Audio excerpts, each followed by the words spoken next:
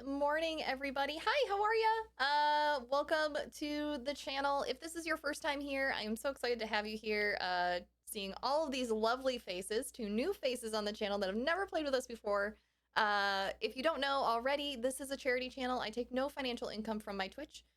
So if you want to cheer us with bits or subs, you are more than welcome to do that. You get some really fun emotes and some neat sub perks. They don't affect this game, because it is a one-shot. However, they can affect our other games, so you can always save those perks for when Nexus or Masks is back on the air. Everything I get goes to thetrevorproject.org at the end of the month when I get a Twitch payout. I believe 2 weeks ago, 2 weeks ago, we made a $101 donation to thetrevorproject.org. And I just want to say thanks, everyone, for helping me do that, because it's heckin' neat that I get to do that, and it's a lot of fun. And with that, let's go around and introduce everyone. I'll go ahead and start. I am Sarah. I am the Hype Goblin. I am she, her. I will be playing Delilah today, who also uses she, her pronouns, and will be the rogue of the party. Who would like to go next? I can go next. Hello everyone. I am Robyn. And I shall be playing Torvi, who is going to be the monk of the party today. And we both also go by she, her. Nice. All right. Yeah. Who's I'll next? Go. Yeah, I'm Oliver. I'm going to be playing Felix, the human wizard. We both go by he, him. Nice. Hello, everybody. It's me, RJ. Today I'm playing Ascalon, or Lonnie, the fighter. We both go by he, him. Awesome. And last but not least, Jen. Yeah. Hi, I'm Jennifer, and I'll be the DM for today, and we'll be diving into a one-shot. Hope you guys are ready. I'm ready. Jen, what's our one-shot going to be today? Today, it's a one-shot brought to you by Kasoon.com. They are a great little simple one-shot pre-planned adventure website I use. Not sponsored. They're just easy for me to implement one-shots through them. And this one is called Not What It Seems, or AKA Undead Snakes.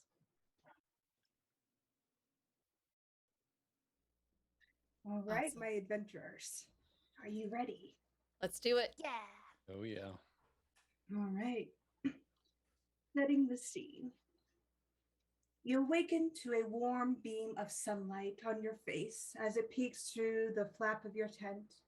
The air is crisp and cool outside, with drops of dew still covering the ferns and underbrush of this forest around you. Your camp is much as you left it last night.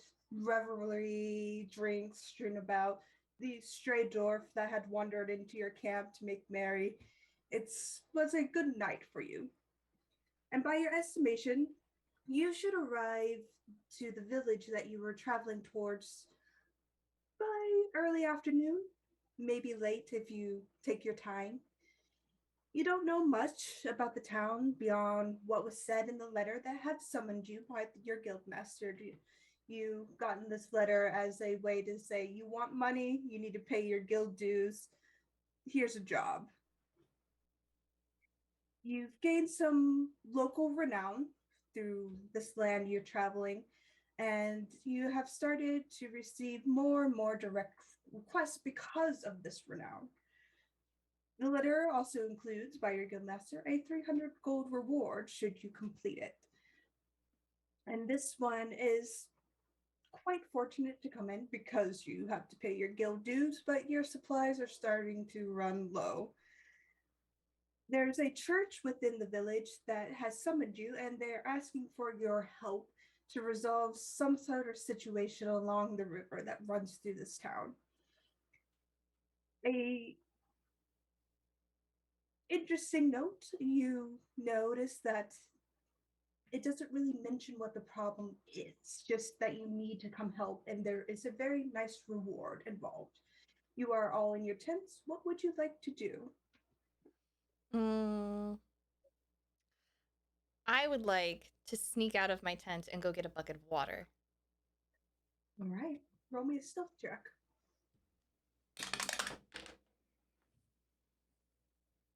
What's Delilah's stealth? Oh, good. I rolled a 7 and I get a 7 in stealth, so that'll be a 14. Okay, 14. You believe you are stealthy enough as you go get this bucket of water from the cool, refreshing river that runs maybe 20 feet away from your camp. I would like to perch it on top of the entrance to our tent. All right. Make me a sleight of hand check to see how well you do this. That's a better roll. That's a 19. Okay, a 19. I'll keep that in mind. I'm What just are the gonna start rest of cooking. you? All Okay, right. how early is it currently? I would say it's early, 8 o'clock. You have to get a move on. You've got, well, despite your revelries and drinking last night, you have to get an early start. Oh, I would definitely be up early. I'm a man of a certain age, so I would have been awoken by biology rather early. So I probably would have been the first one out after. I'll go out and do my thing. All right. You go off and do your thing. You can Yep. make a perception check real quick. Let's go. Well,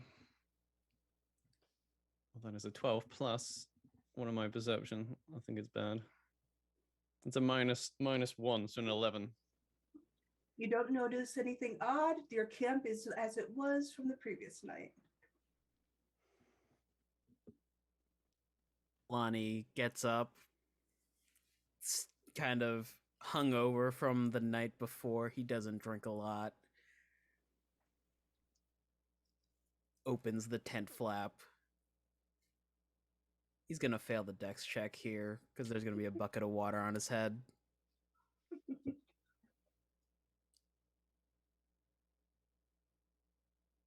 Make that dex check and see if you can beat a 19. 10. No, you step out groggy, and all of a sudden, this cool, refreshing water, and a frog comes splashing down onto your head. The frog's a little annoyed and gets inside your shirt and makes a lot of cricket rubbit noises. Joke's on you, there's no shirt. Lonnie's just holding the frog, just super soaked, walks over to the river, and then places it gingerly into the water. Out of the way. Slowly staring at Delilah. What? Why? Cold water's good for a hangover. It helped you wake up, didn't it? Could you make some coffee, please? Here you go. Holds up a finger, falls backwards into the river, and just lays there for a few seconds to wake up.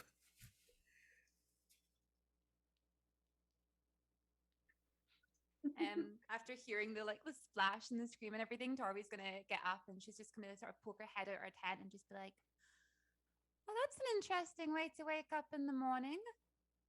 Do I have a shower here as well?" No, but I could Travel get you one. Oh, no, that's okay. I think I could go wash myself. I Okay. actually feel really good this morning. I made coffee. Would you like some? Yes, please. Lonnie's currently taking a dip in the river. Oh. Should I tell him that there's leeches in there? No, he'll find out. Okay.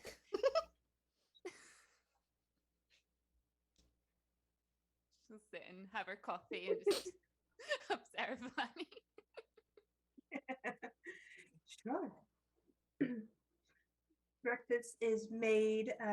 Felix, you are able to come back from your morning routine, and It'll take me a while. It takes you a while, sure. And by the time you get back, your eggs are a bit cold, your porridge is a bit stale, but it's there. It's food. Oh, perfect. Just how I like it. Begrudgingly sitting on a log, takes a stick out of the fire, pokes it at a leech.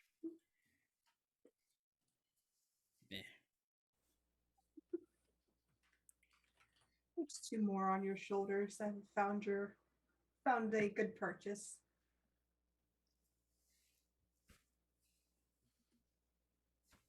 Ow. I missed. Delilah! Yes. Just holds up the hot stick and points to his shoulder where the leech is. What do you want with the stick? Poke it with the stick. Can I just like sprinkle some salt on it? But that's valuable goods that we could use on the road. I mean, technically yes, but we're also almost out of food, so we don't really need it. Like we could just use it and then get more. Okay. Salt my wounds, why don't you? Okay. Sprinkles. Ow. Adios, leech. The Murlocs in the river are watching this and cringing a bit. That perfectly waste of a good leech. They might be able to cook it still. Hard pass. I meant the Murlocs, not us. You roll on nature to see if Murlocs like cooking their goods or just like eating it as is. Yep, let me roll that nature with my -2. I rolled a 2, so that's a 0. Yeah, Murlocs are weirdly the like they are the master chefs of the world. They are part of like the top chefs in all the cities you have ever been to. You've seen one or two making this really nice pasta, going for sushi. It's course Murlocs would like this. I think they'll love it. You can make jerky out of anything with enough gumption, you know. I'm pretty sure I read that in a book. Do Or you maybe it want was to on a make sign. Jerky? Not Out of really. leeches? No, Oh. I don't like cooking. It requires too many steps, and you also have to read a recipe, and I just get really bored with it. I mean, you don't have to read the recipe. I mean, I don't always read the recipe. Sometimes that's why whenever I cook, we get really sick. But, you know, I can still cook. Is that why? I think so. Oh, Yeah. I thought I was just allergic. That's good to know, though. Well, yeah, because otherwise you'd be allergic to everything. Yeah, Or maybe you are. Maybe it's not my cooking. we should test it out. We should. That's Yes. a good idea. Lonnie just turns to Felix with a pleading look. What? Help. You need help. It's- Again. Oh, I see. They're up to their antics, are they? No, we're Yep. not. We're just sitting here. We're just sitting here talking about lychees and cooking. Felix, do you like lychees? Oh, leeches. Do you have any? Oh, there was some stuck to Lonnie. Well, they don't make. Oh, really? Lonnie, turn around. How many have you got on you? Well, there were 2 on my shoulders. I can't see my back, but turn around. Oh, look! Let me look. Are there any leeches on his back? There are 5 and a weird happy space smile. Oh, fantastic! I can use these. Hold still, lad, and I'll start plucking them off. Oh, this one's a little bit. Yep, it's coming. There we go. And I'll start putting them into a jar.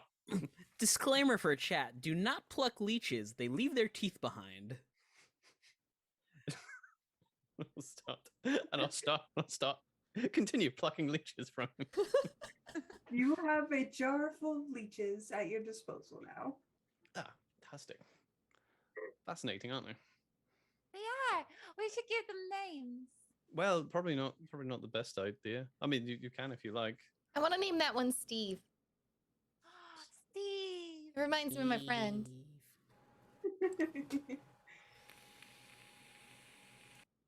There we go, Steve. I'll put Steve away, shall I? Steve is happily put away into your sack as you wrap up your camp and start heading out for the day. It starts to rain, and as you travel forward through the path you need to go to, uh, it starts to become a heavy rainfall that soaks everything. Some of your stuff, as you proceed forward through the path, it needs a bit more shelter, as if you don't have heavy cloaks or heavy covering, it will just get everything wet. And for you, Felix, being a wizard, that means your spell book, unless protected otherwise, might Yeah, get well, wet. Felix has many pouches and pockets and haversacks full of loose papers everywhere, and every now and again he will drop papers as he's walking along. This is unfortunately his spell book. Tarvi is now used to it at this point. She's like as he's dropping things, she's just like picking them up and like shaking them off and being like, oh, I don't know, he might need this spell, and like putting them into her pocket. Oh yeah, this one's got wet. No, I do not think this is mine, Toby. If Delilah ever Maybe picks it's. them Oh up, wait, she no, folds them it's- into something there funny. we go. Oh yes, no, it is mine. Yeah. This one's a bit runny. It says summon greater lemon.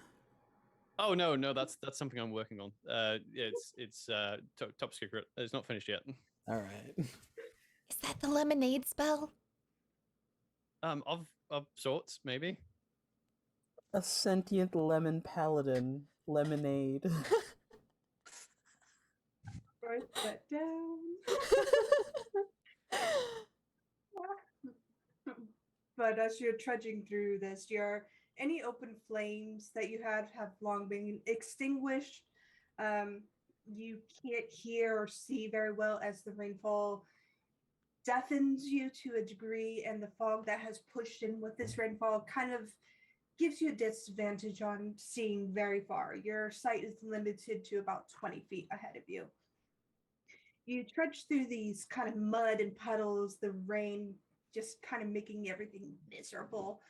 And it's about mid-afternoon when you arrive at this village that hosts about 300 people or so.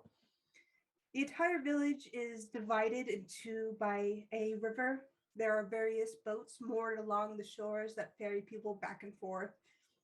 And it kind of sits at the base of this beautiful, massive waterfall that cascades and creates this kind of almost eerie beauty to it against the fog and the high rise of these beautiful pine trees, and kind of brings this fresh, highly oxidized air towards you that gives you a sense of refreshing and cleanness to it, despite you being covered in mud now. Both sides of the shore have farms along the banks, and there's a group of fishermen that kind of are setting out traps for crabs and fish along the river. Whoever's leading this can kind of roll me a perception check at disadvantage. Ain't gonna be me. It ain't Delilah. Delilah would have gotten us lost. Yeah, Tarvi's Alright. not gonna be sorry. Come on, I'll Lana, bite you the got this. bullet. It's Reading a isn't walking. 3. He's an adult. I'm intelligent but not wise. um, it takes you a while to sort out that you need to be on the other side of the river where this church kind of sits. And now that you look at it, the spire kind of looms up out of the fog, creating this almost gothic, mythic view about it. Looks like we got all the horses. You're on the wrong side of the river. Oh, There's sorry. horses? What? Where? Over there. Those might be cows, though. I don't know. It's raining a lot. I can't see.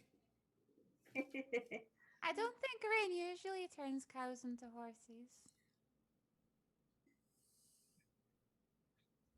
Maybe a special rain. Ooh, Maybe a rain that brings farm animals. maybe the rain is when they put out the chocolate milk. Like they had at that one tavern, remember? Yes, that was really good. Mm-hmm. We should go get chocolate milk. We should. The bard there said that it came from the brown cows. Oh, I could that actually go makes with chocolate milk. sense. Mm-hmm. Fun fact. If the cows yell enough, then they can be a little horse. Really? How does that work? Is that magic? I think a little horse is called a pony. I don't know. He said, "Oh, are you making a joke?" I was trying. Oh, Oh, it was really funny. Dad. Yes, good show. I didn't. As you're traveling through the town, you do spot a tavern called the Brazen Arrow. There is also a blacksmith kind of few stores down from it. They're within the vicinity of each other. You do see the church kind of off in the distance, beautiful, ancient that it is. You do see a number of villagers kind of milling about doing their thing. Some of them see you and are excited to have these adventurers in their village.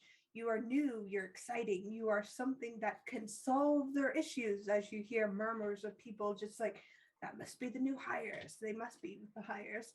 Then as you kind of make your way towards the church, one of the villagers kind of approaches you and just starts asking you questions about your adventures abroad. What do you do? Have you slain any dragons? Sort of thing. I arrested a dragonborn once for public indecency. He did. I wrote a song about it. I'm a bard. It's nice to meet you. Maybe you've heard my songs. They look at you. Oh, what's your songs? Well, they don't really have titles, and no one else knows them, but if you come to my home village, I sing them there all the time. She does. She does a lovely rendition of someone being a stripper and you have to go retrieve them. Yes. It's called Somebody Come Get Her. That does have a title. That is a good one. It's quite a showstopper. Just nod, oblivious to your songs. Oh, okay. They claps their hands. If you want, first drinks on me. Points to the tavern. If points to the church. Yeah. Kind of wanders away. Torfy, did you hear that? There's drinks. Do you think they have the chocolate cows? Oh, let's go find out. Chocolate. Oh, Delilah. I get it. A little horse. But he didn't say horse. He said horse. Like if you shout a lot and your throat goes horse, it was a joke. Oh, I get it.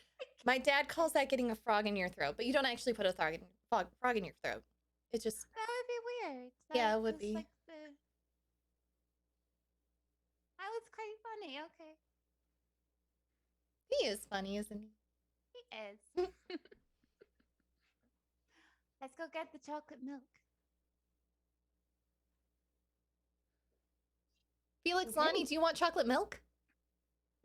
Oh, what? Oh, I could certainly go. A chocolate milk would be just fantastic. Excellent. Also, getting somewhere dry would be just great. Also. Mm-hmm. Yeah, you do look a bit soggy. Oh, maybe some hot chocolate. That sounds good too. There they go. So you enter into the Brazen Arrow. Upon entering, you see what looks to be a male elf kind of bustling the tables, cleaning up things. It seems the afternoon rush has passed, and they're kind of muttering to themselves. They are wearing what looks to be a headscarf and looks middle-aged for an elf, and for an elf to look middle-aged, they're quite old. The tavern itself is a kind of a crossroads tavern, so it kind of meets all the needs of all the villagers. It's kind of a beautiful plaster and wood framed building, has nice shuttered windows, chimes that kind of sing gently in the breeze. There are tons of hunting trophies kind of decorated along the walls, and you see what looks to be cured meats and cheeses kind of hung in the back towards the kitchen, giving a real kind of comfort and homey feel. And you look to your left and you see a beautiful roaring fire.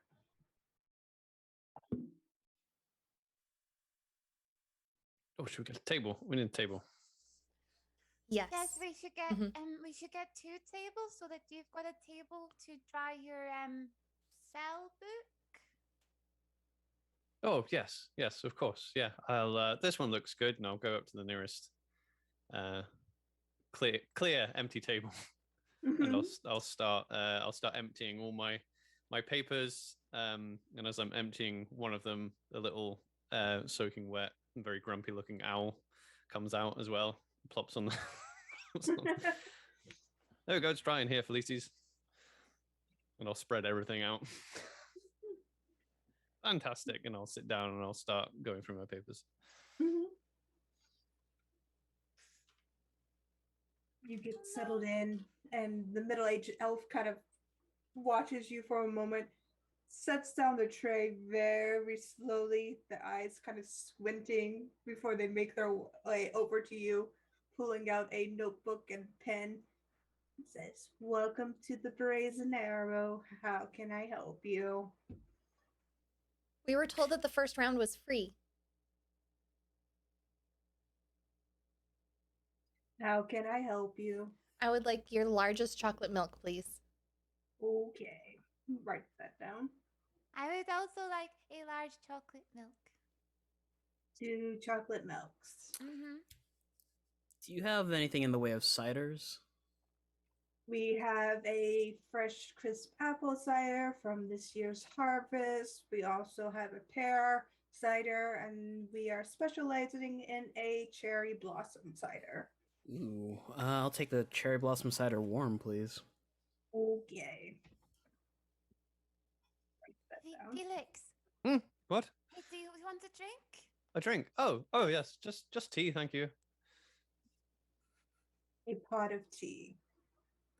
Oh yes, pot not too strong. What about Felices? Does he want something? No, I think she's fine. She doesn't really need to eat, do you, Felices? And you'll give her a little poke. She kind of looks a bit hungry. But she doesn't need anything. She's fine. Would she like some leeches? We've got a lot of leeches. Oh no, those are precious leeches. Felices. In fact, actually, I'll give you the job of looking after the leeches, Felices. Okay? No, you stand guard. Maybe there's some mice in the tavern she can go after. You see the elf look at you, Delilah. There are no mice in this tavern. Outside in a shed somewhere?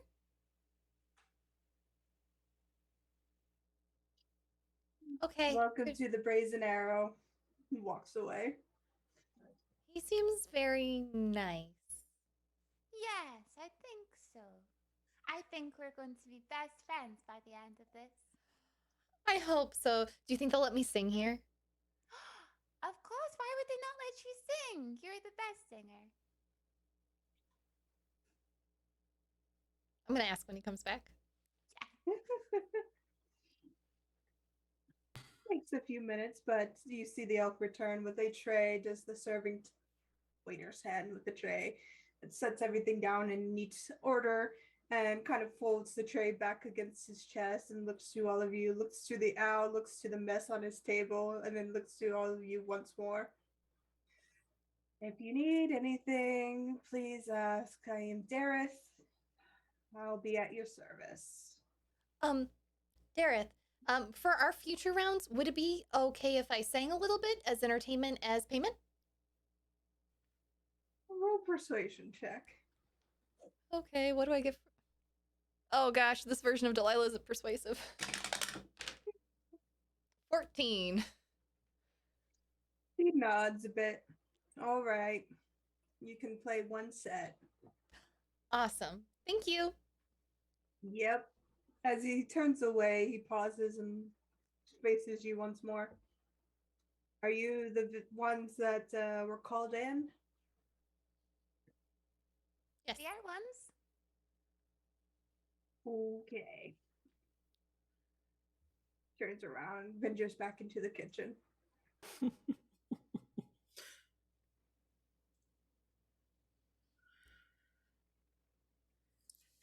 A long pull of cider. Well, go on then, love. Okay. Delilah's gonna take out her lute and skip up to just a corner of the room and start playing. And she'll finish out with, Somebody come get her. She's dancing like a stripper. Hey, Hey, somebody come get her. She's dancing like a stripper. Hey. I've missed this character a lot.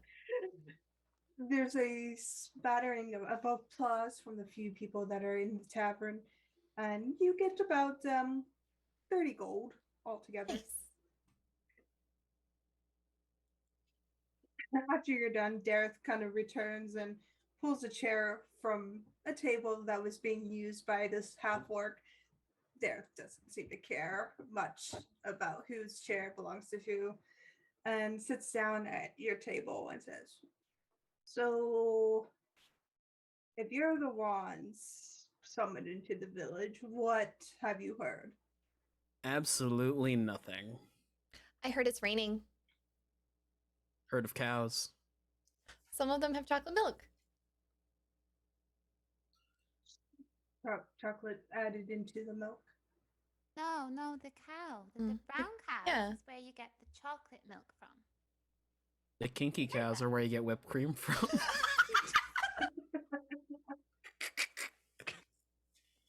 Dareth just kind of holds his tray to his chest as he processes all of this in front of him, and then it's like, okay. Yeah, so it's raining, brown cows have chocolate milk, and get whipped cream from kinky ones. Got it. But he kind of lays a paper down in front of you, and you see it's a summoning missive similar to the ones you have that were given to you by your guild master. And it speaks of undead creatures within the crypt of the church. And he kind of points to it and says, "Now, I made a bet with my husband that you would not come out alive. I wanted you to come out alive. Anyways, if you can get in there and get back and give me proof of what's in the crypt, I'll pay you 5 gold and you can have all the chocolate milk you want."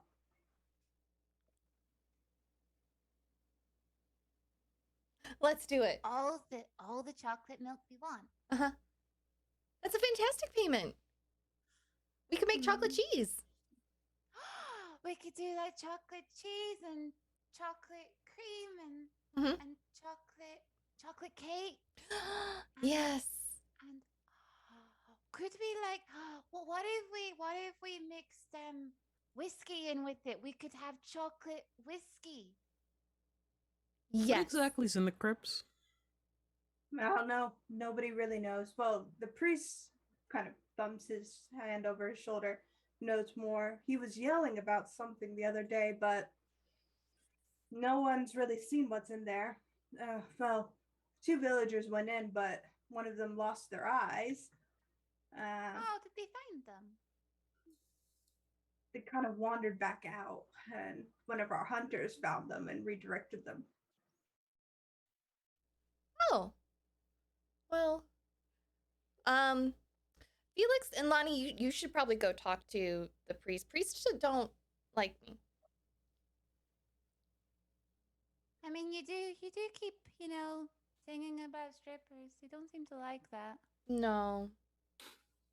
I think there was a word sent out from the last temple I was at where I defaced a statue of Helm too. That was funny. I don't think they like the mustache. I think they've kind of networked since then. Yeah. I just think they're anti-mustache, which is wrong. Helm looks better with the mustache on most of his statues. He does. Just saying. Lonnie sighs and gets up.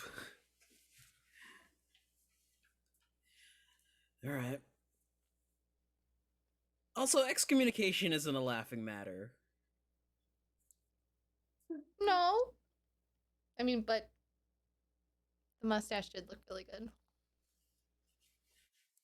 She drew me a picture of it.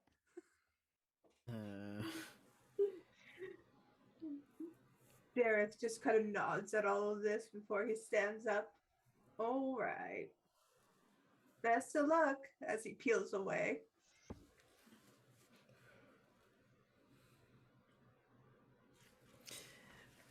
Lonnie's gonna meander over to the priest. Okay. Felix, What? we need to speak to the priest. Oh, You're the good priest. We're with going now, are we? priests. He's over. Isn't he over? I wasn't paying attention. Oh. The priest is at the crypt. Oh, the priest is in the crypt. Mm-hmm. We should all go then. Should all go then. Oh, are we all going? Why don't we just all go and then we could have fun? Oh, can we have the chocolate milk to go? You hear Dareth says, "We don't do sippy cups or takeaway cups." No, just please. He pokes his head out. It's going to smell. Not if we drink it. I'll drink it really fast. Mhm. He makes a face at both of you. He sets 2 cups on the counter. I'm gonna try and pour a cup of chocolate milk into a wineskin. Sure. Can I assist? Yeah, sleight of hand. So you could uncork the wineskin, and then it's like the little hole for it, so you can pour it in proper. Yeah, I'm gonna just put it in the little hole part. So okay, that's a. Not played this card in a while. Oh, that's 6 plus 6 is 12. There's some spillage, but not too much. You get most of it into your wineskin. Hey. Did you empty out your wineskin beforehand, or is it a wine and chocolate There's milk no mixture? way she was clever enough to empty it out. Okay. It's gonna be a real interesting taste when you get to that point. I mean, if it was a red wine, it shouldn't be too bad.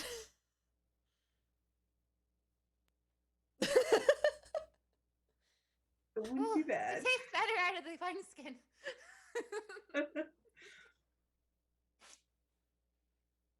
But as you make your way towards the church, you find it towards the market corridor, kind of sitting in the back, kind of beautiful brick paths, kind of arching up into this almost roundabout or cul-de-sac like space.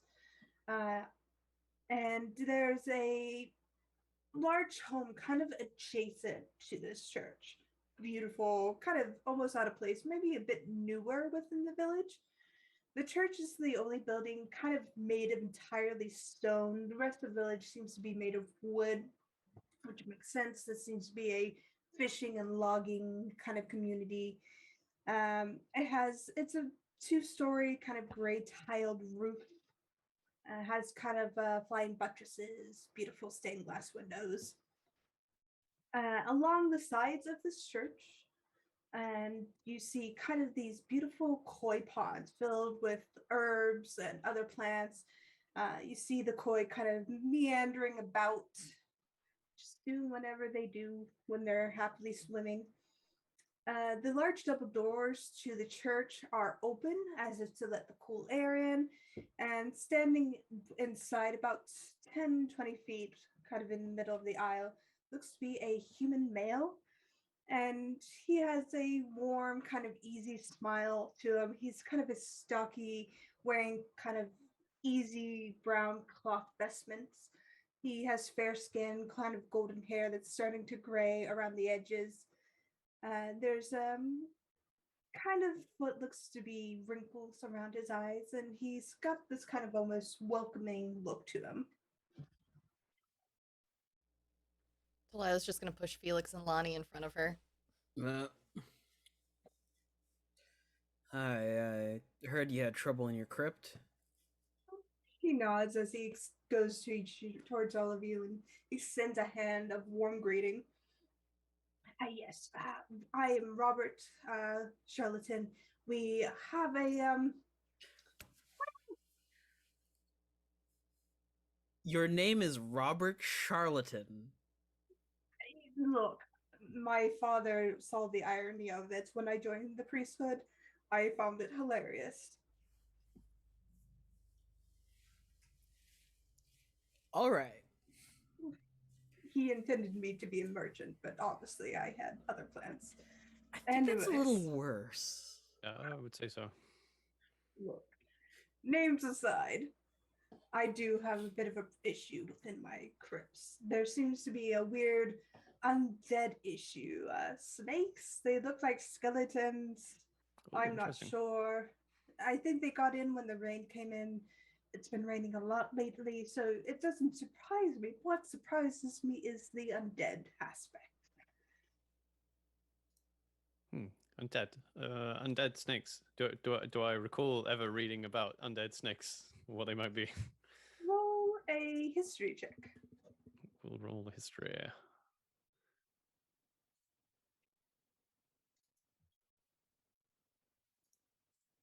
Okay, got a 21. 21. You know, there's a group of people that uses various means of snakes, whether they be undead or alive, as a means to guard or protect or defend. And you probably think it's from those people, and you would know these people to be Yanti, the snake peoples of your world. Generally, they like to keep to themselves and are in much warmer climates because they like to be warm. That's just their nature. But to have them here in a kind of tempered, colder climate seems a bit off to you.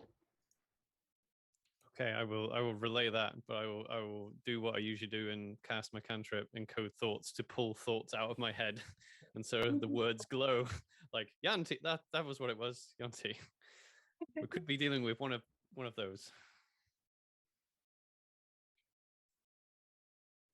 Hmm.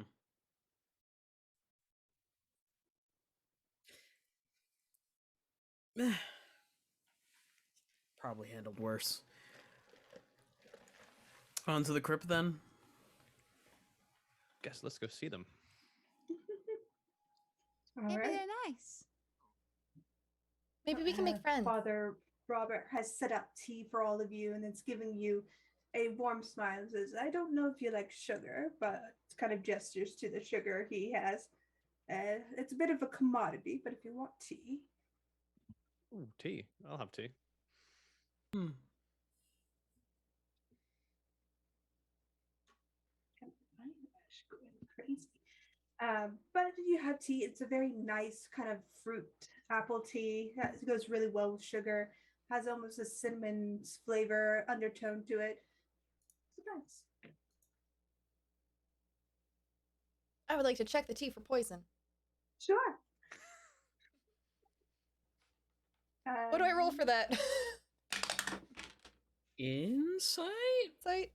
Yeah, probably insight. Cool. I get a +0 in insight and I rolled a 2.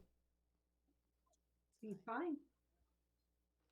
Father Robert is a one-of-a-kind man, very charming, very sweet.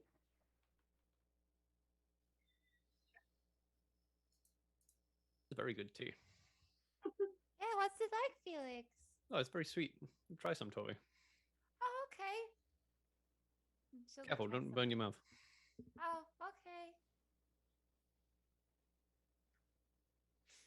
She'll take some. Put your finger in it. Ow. You- This is really nice. Father Robert's nods. It's one of my mother's recipes. It's we import it every now and then. I save my money once a month for it.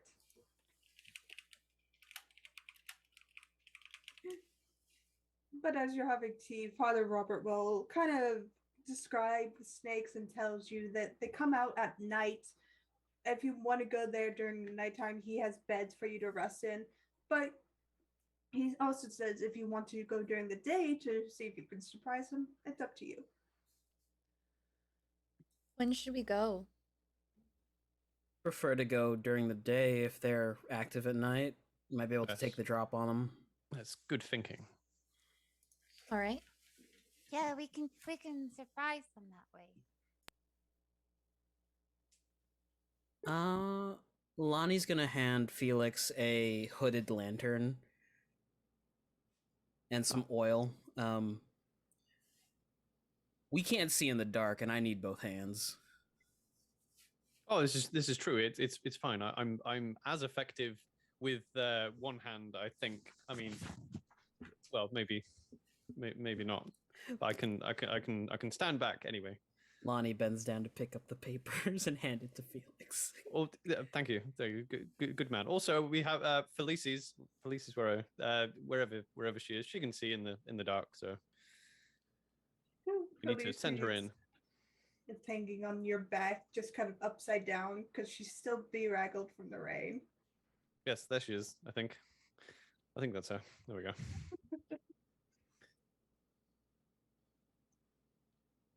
Right. Heading down into the crypt. Who's leading this charge? The tank is. Okay. There you go, Torvi. Go ahead. You're tanking now. Lonnie's probably gonna lead the charge down, and he pulls out 2 long swords. Okay.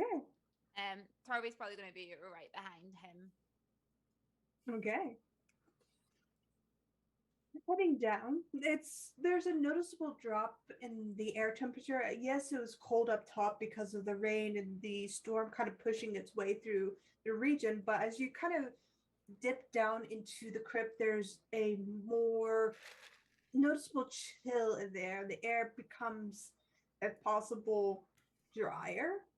Strangely enough, it seems to be a well-made crypt. Keep moisture out. And as you push in, you kind of have to almost navigate your way through a maze of caskets and bones.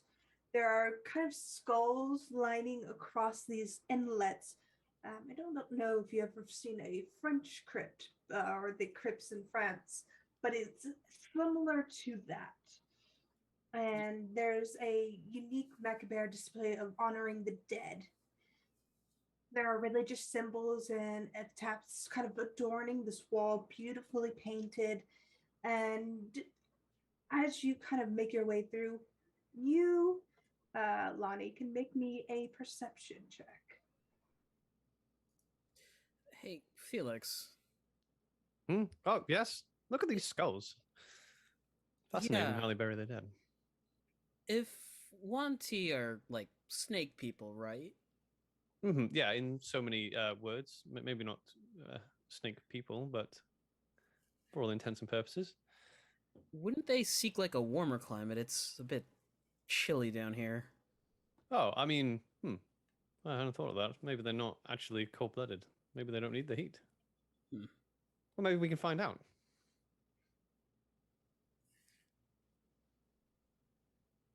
Or perhaps there is something of warmth down in the crypts, and that's why they are congregating in that area. You know, I don't know what's worse, Wanti or snakes staying out in the cold, or something warm in a crypt. Well, this is it. It could be some sort of magical, I don't know, essence or artifact or something. Exciting stuff. As they're walking and having this very intelligent conversation, Delilah is with some paints giving eyebrows to all of the skulls that are on the wall and a few mustaches. Yeah, as you do so, you can make me a religion check if you want. I'm gonna get in trouble. She's just turning them into sugar skulls.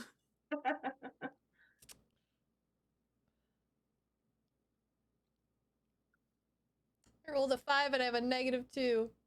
So that's a 3.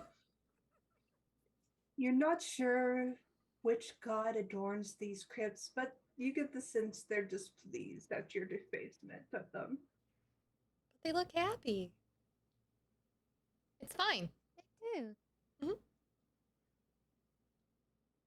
Apart from that one, you put the eyebrows on the other way. That one looks angry.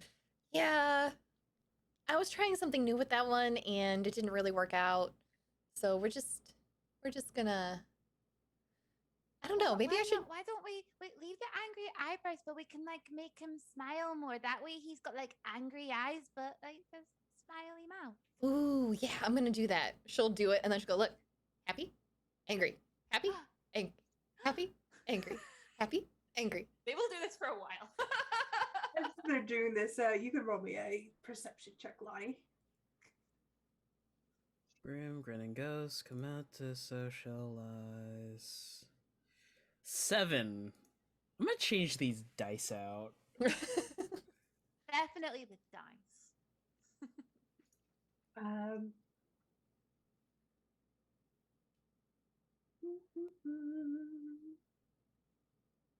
They were rolling fine last night.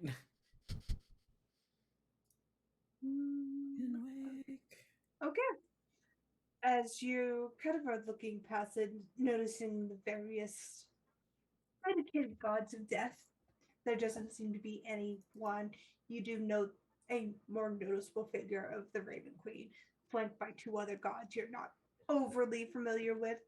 But as you're kind of admiring these mosaics, something kind of wraps itself around your ankle and then slithers away. Honey? Happy? Sad. Happy? Sad. Yes? You didn't just, like, creep up behind me and touch my ankle, did you? No, I'm not allowed to do that in public, remember? Yeah, you had that talk. We had that Mhm. meeting about it. Team meeting. Right.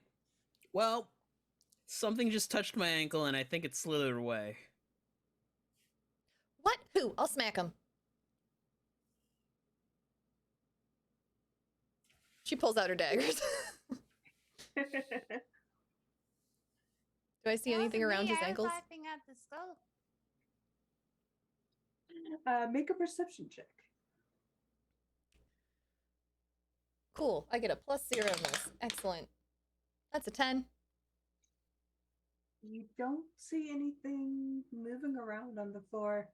If anything, it's just more mosaics and tiles.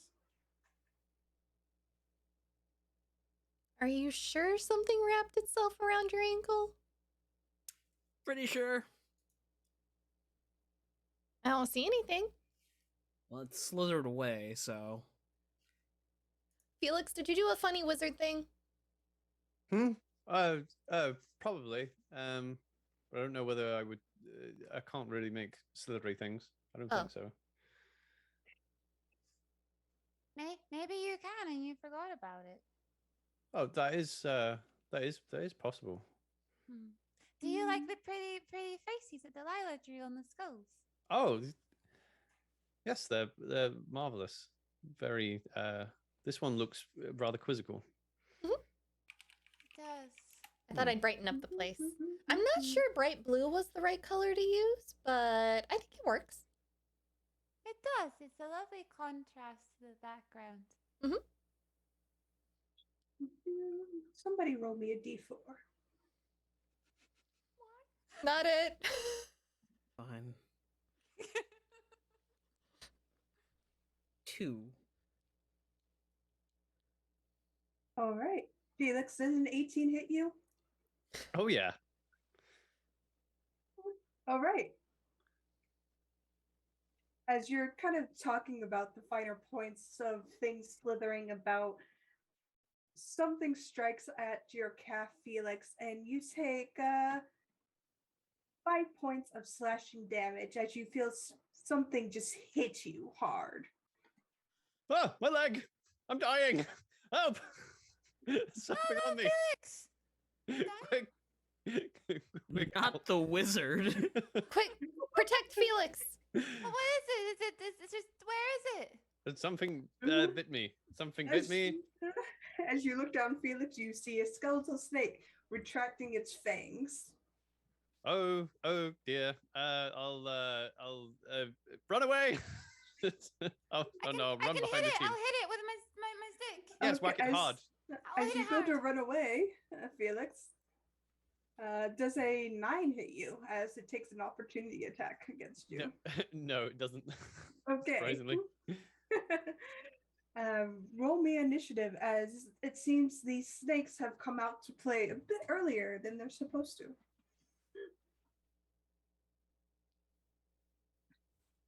Cool, D&D Beyond. Thanks for rolling that initiative. Rolled 9. That's going to be the only nat 20 I get tonight.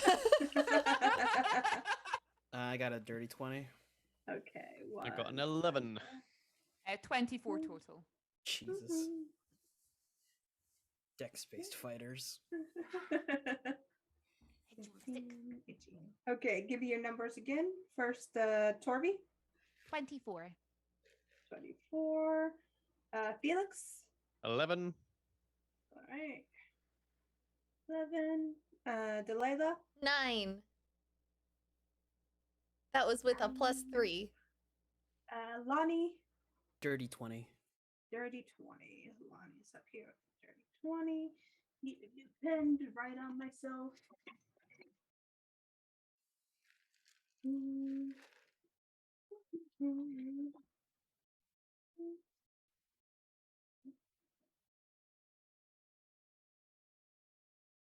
Okay, so it'll go Torvi, Lonnie, Felix, and Delilah. Okay. So, up first, Torvi, you see one snake kind of moving away from Felix as he starts to run away. You see a secondary snake kind of perched up on a beautiful crypt, kind of rattling its tail in warning. Okay. I'll go and hit the one that attacks Felix. So Felix is my friend. So Okay. she'll go and she'll hit the one that attacked Felix with Okay. her staff. Just rolling now. 12.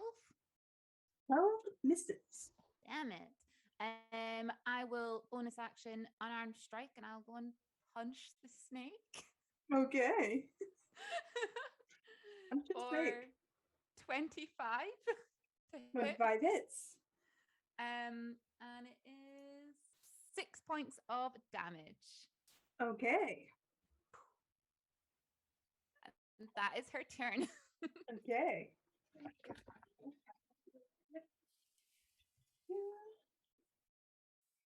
All right. Next up, Lonnie. Where is everyone in relation to the snake?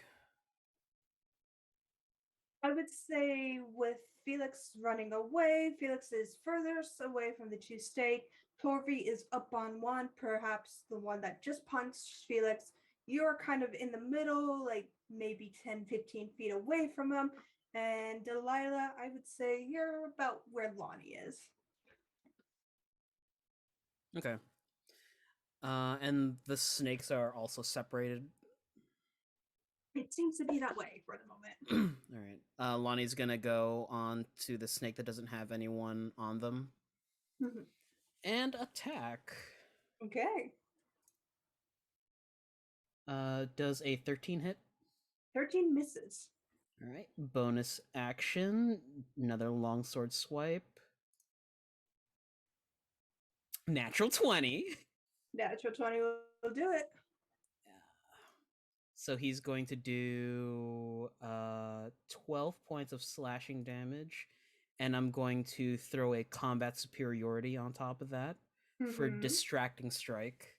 Okay. I think that also doubles, correct? Because it's I get to roll it as part of my Yeah. damage. Yeah, if it's a rolled thing, it's doubled. Rage is not. So that's 12 points of slashing damage with an additional 10 on top. And with distracting strike, the next attack on it gets advantage. Okay. But the thing is, see, Lonnie, you've killed this snake, and as it falls limp, it becomes a kind of mess of bones and shed skin. Oh.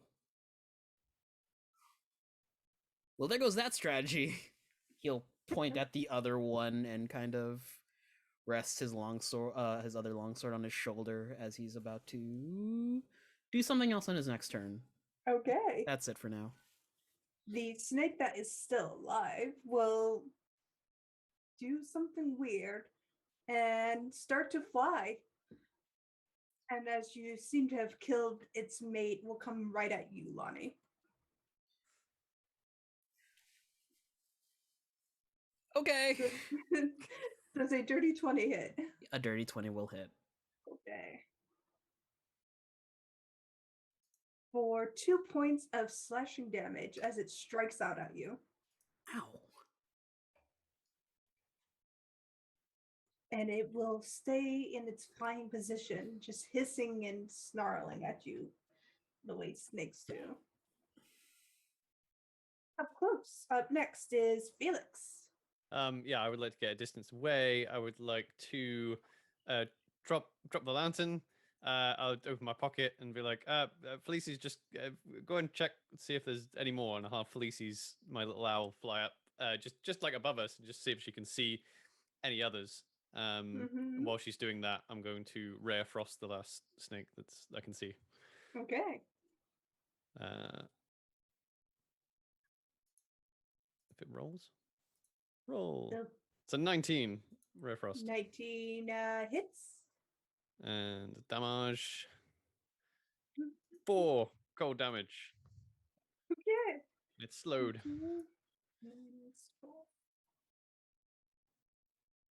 Yeah, it's still up. And as you had dropped the lantern, it shatters and smashes against the ground, creating this flame around you. You take 2 points of fire damage as the fire kind of licks up your boot. Oh.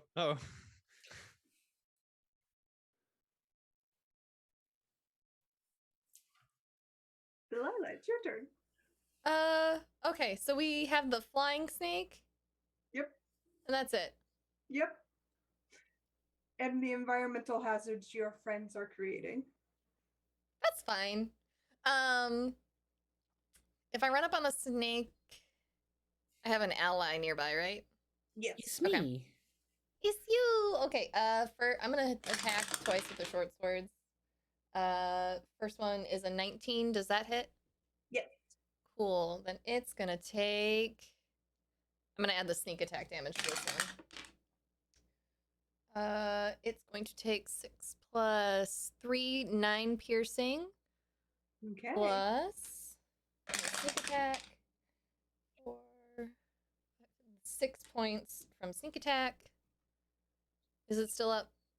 It is dead. Okay. As you hit it with that strike, it falls to the ground and crumbles into dusty bones. But there is now a small fire in this crypt. I got it. It's getting kind of warm in here. Felix, put it out.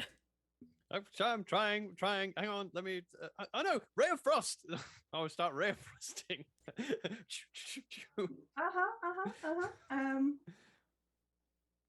Yes, I would say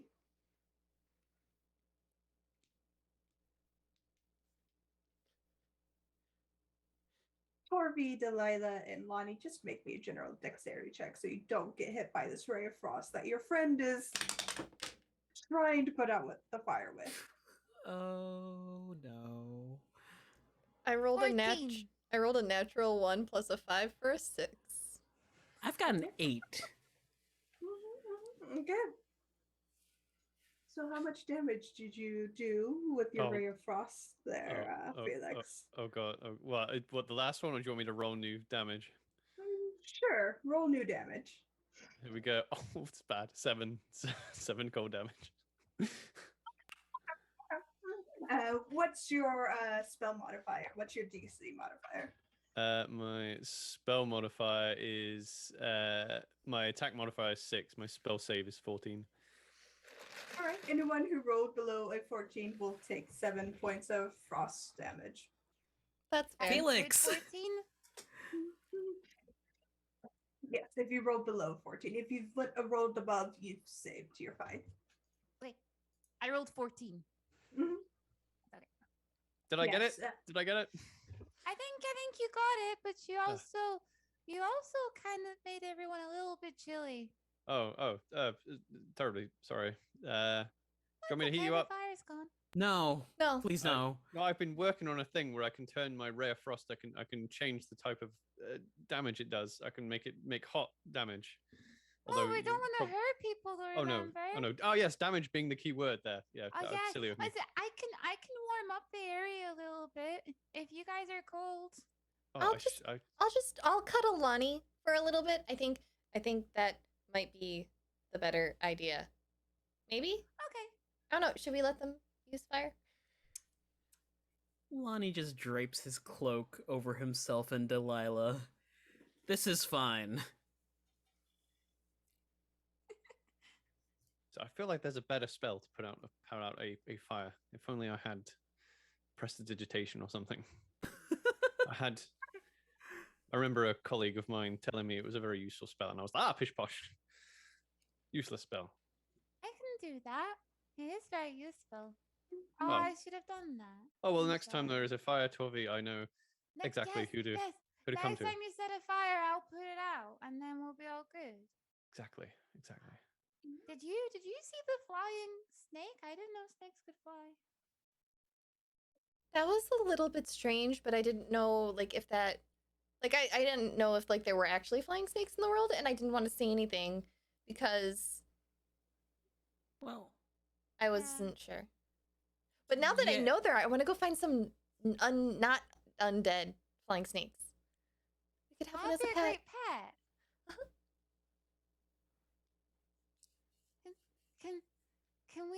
Can we get a pet flying snake? Oh, I mean, it would be interesting to study a snake that needs wings. Mm-hmm. Please. Okay, guys. If we see any more flying snakes down here, we're not going to kill it. We need to catch it, and it's going to be our pet. Right. Perhaps they evolved around a species of flying mouse, and that's why they developed wings. Oh, so they could catch the mouse. Exactly. So There must what be a reason. evolved first, the mouse or I guess the mouse? Is there any investigation you wish to do in the crypt before you leave? yeah. I want to say that was a little too easy. All right, roll me investigation. Please. At disadvantage as your light source is now out. I do have torches. All right, you can use a torch. Oh yes, light a torch. I can also light it. Yeah, the more light, the better. I got a 13. Okay, 13. Upon closer inspection of the snakes in the crypt, you realize they weren't snakes at all, but rather animated shed skins. Somebody seems to have animated the skins of these snakes for whatever reason. These would make some really ugly boots. I mean, boots, yes. You can make a pair of slippers, though. I think there's enough for that.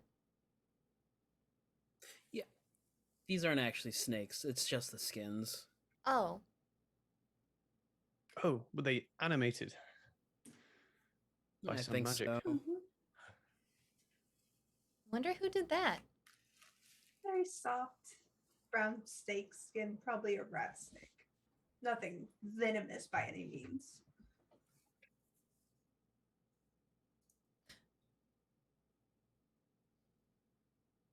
So I have an what idea for was later. happening? Julia's gonna take the snake skins and put them in her bag. What are you gonna? Oh no! Don't tell me. Actually, He's gonna find a metal can and then put the snakeskin inside them to spring out when someone opens them thinking they're peanuts.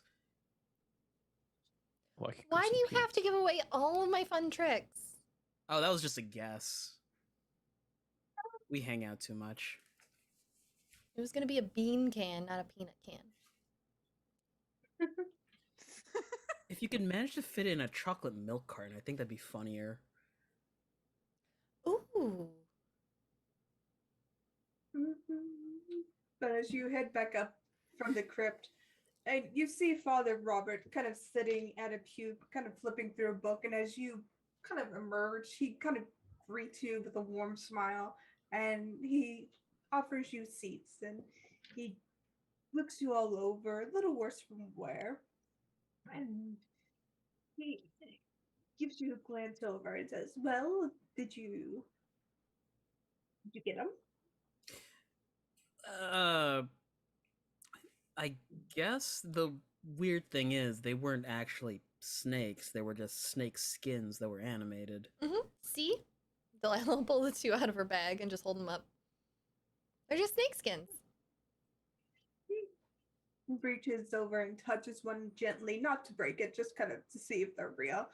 And he kind of makes a face and he says, "Well, nobody here in town can animate this. None of us have this type magic to do it in town. Yeah. And I doubt snakeskins will pluck the eyes out of a hunter's head. I didn't. No.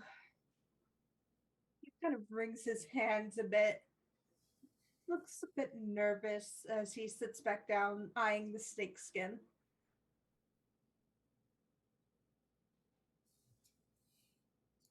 Are you okay? Would you like some Fine. chocolate milk? I think we still have some. No, I'm lactose intolerant, but thank you. Okay.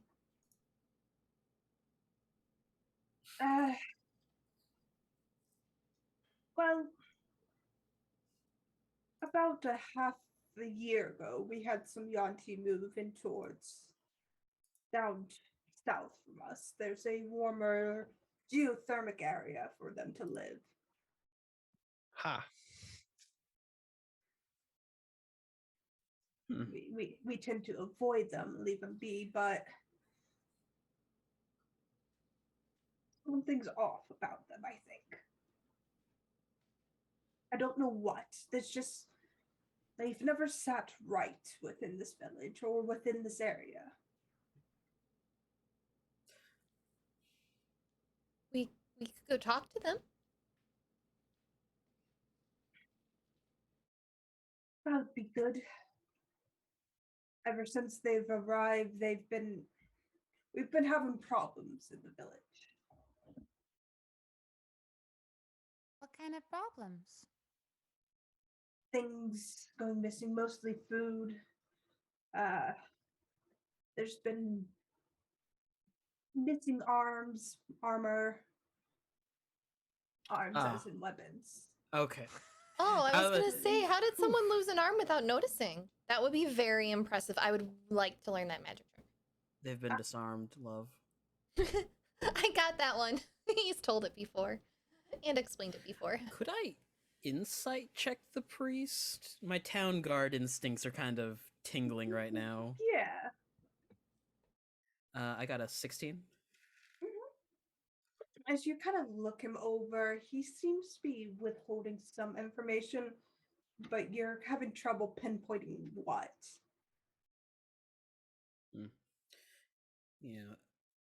How about we rest up for a bit before we head down to the settlement? Oh yes, good idea. My legs stinging rather a lot. Oh yeah, do you want a health potion? Oh yeah. I mean, if you have them going spare, I'd love a health potion. Oh yeah, Oh. here. Thank you. If you're going to go out, he kind of goes into his bag and gives you each 2 health potions. A Oh, well. courtesy from myself. Oh, thank you. Well, why don't you keep that one, Delilah, and I'll take one of these. These look they'll do the job. Oh, are you sure Lottie makes me carry extras? Oh, I We can mean, if spare this they're one. extra, then oh yes, how could I refuse?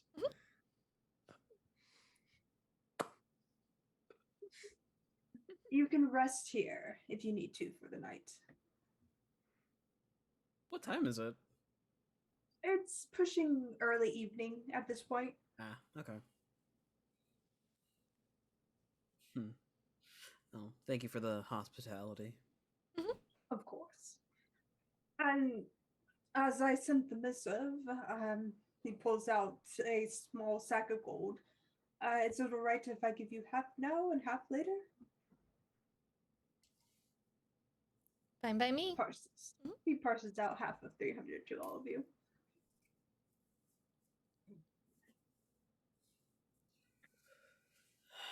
All right. Well, guess we got an early start tomorrow, so everyone bunk up for the night. Okay. Cuddle pile? Yay, cuddle pile. Yay. As you cut a pile and take your long rest, we'll go to break there. Awesome. Thank you everyone for coming and hanging out with us today. If you joined us after the intro, welcome. This is a charity channel. We will be talking about some of our favorite charities after the game today, and we'll be telling you more about that when we come back from break. But for now, don't go nowhere unless it's to grab a drink, grab a friend, grab your friend, bring him back here to watch this, or, you know, go about your day and do your adult things. Because you're an adult. I'm not going to tell you what to do. It's cool. But for now, we're going to go to break. Everybody wave. Bye.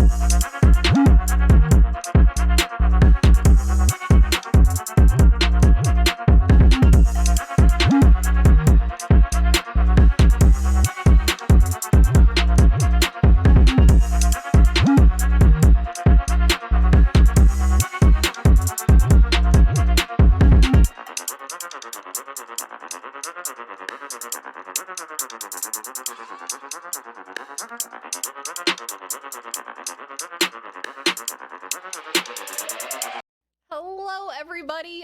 Welcome back. Thank you so much for hanging with us throughout the break. If this is your first time on my channel, welcome. This is a charity channel. I take no financial income from Twitch, so if you would like to cheer us on with your bits and your subscriptions to the channel, you are more than welcome to do that. We will be talking about the charities that we support, as well as the one that I donate to every time I get a Twitch payout after the show.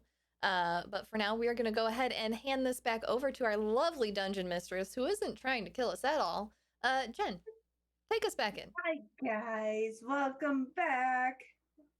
So, make sure you mark off a long rest, as you do have a long rest underway. Father Robert has given you a place to stay, and you can set out the next morning with provisions, your 2 health potions, and you're ready and rearing to go. Are they just the basic health potion? Yes. Okay. He's not a rich man. That's fair.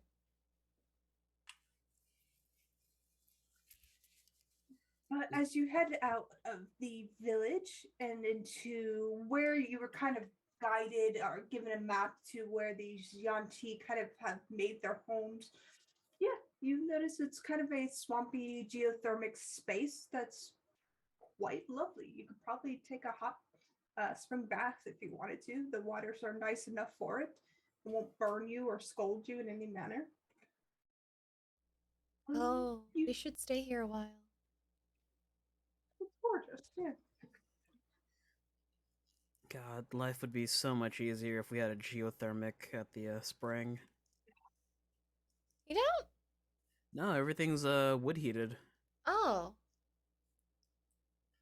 Is that why you're always chopping so much wood? No, I do it for my health, and you like it when I have my shirt off. Yeah, I do. It's supposed to help with body strength. Felix, do you ever go out and chop wood with Lonnie? Oh no! I mean, I've not. I prefer the mental challenges rather than physical. So, Right. Like all the puzzles and stuff. Exactly. But I enjoy watching the process. I like watching the process. Mhm. It's fun. It is kind of pleasant in here. Could just sit and chill out here for a while. We're on a job. I mean- we could have a little break. Yeah, work hard, play hard. Right? Yeah. As you're kind of venturing through this geothermic swamp, you do see rare orchids, beautiful orange flowers that kind of bloom in this natural space before you. You do see what looks to be ruins and what looks to be a kind of a caved in area, probably used as a storage area, maybe for whatever the structure was here at one point. It's a kind of a natural beauty that you could only find in the wild. Nothing too man-made about it. And as you kind of venture deeper into this swampy space, you have to watch your step a bit as the paths become narrow and kind of weave through these pools that give off this nice steam and heat. And eventually, as you get towards what you believe is the space the Yanti kind of made their home, you see that more beautiful flowers kind of decorate the outside. Vines kind of just flow naturally outside. And glancing in, you see what looks to be small crafts made of bone, leather, kind of charms, kind of hung up in the space around you. And it looks to be a barred door, kind of in the back of this cavernous space. These are pretty. She's just gonna bat at one of the charms with her fingers. You do, and it kind of sings a little, has this very beautiful, clear bell ring. Do you think I can take one for my hair? We'll ask first. Okay. Put it just here, just like in the pleat at the side there, and you could just dangle it. Mm-hmm.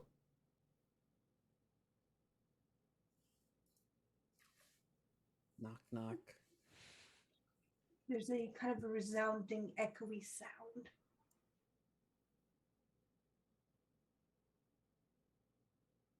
No one answers. I would like to roll a stealth check to try and just take a charm without anyone noticing. Sure. It's a 19 plus 7, which is math. So that's a 26. 26, yeah. 26, yeah. You swipe a charm. It's one of those kind of a bluish charm that fades into a deep purple, and at the bottom, it looks to be like the night sky kind of shifting and turning within the space. It's no bigger than this. It's only a couple inches long, and it has that beautiful bell-like sound. Clipped into the bun it goes.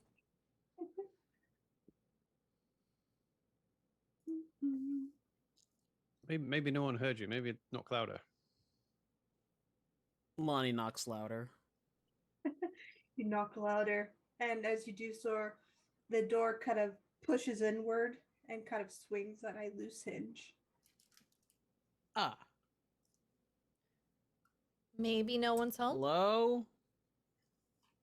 The voice echoes.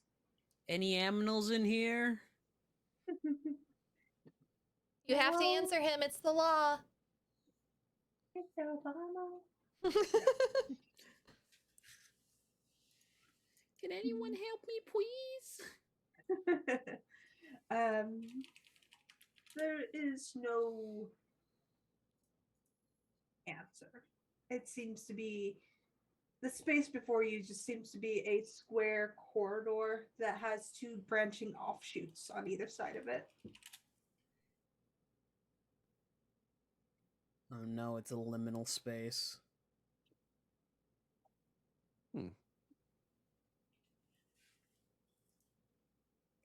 What does that mean? Yeah, do we just go in? 2 long swords. Yeah, I guess. All right.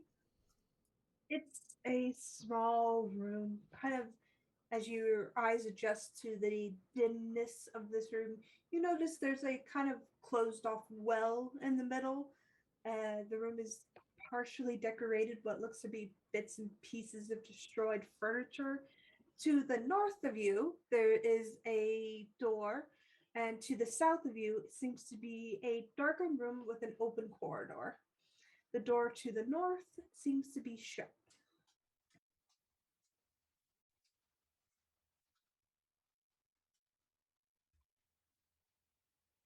What was that? Do you want me to check the door? Yeah, please. Okay. Be careful. I would like to go investigate the door. Okay. The 12 plus.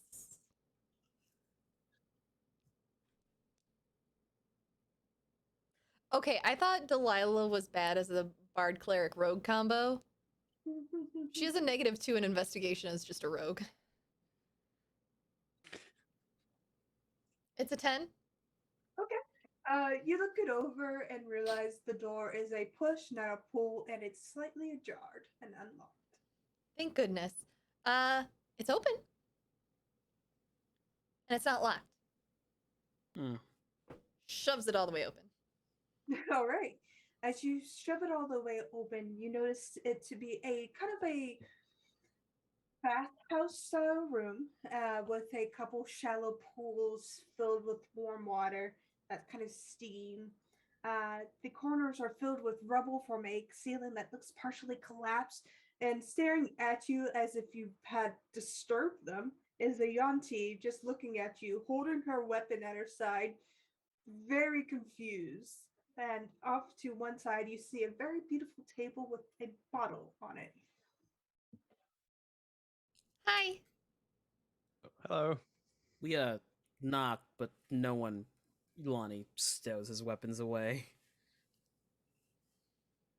Squints at you, tilts her head. She seems to be trying to process what you're saying to her before she's like, oh. And then she nods a bit. And then tilts her head again, more confusion across her face. She doesn't seem to understand common very well, just bits and pieces. Hi, I'm Torvi. He raises her hand, waves.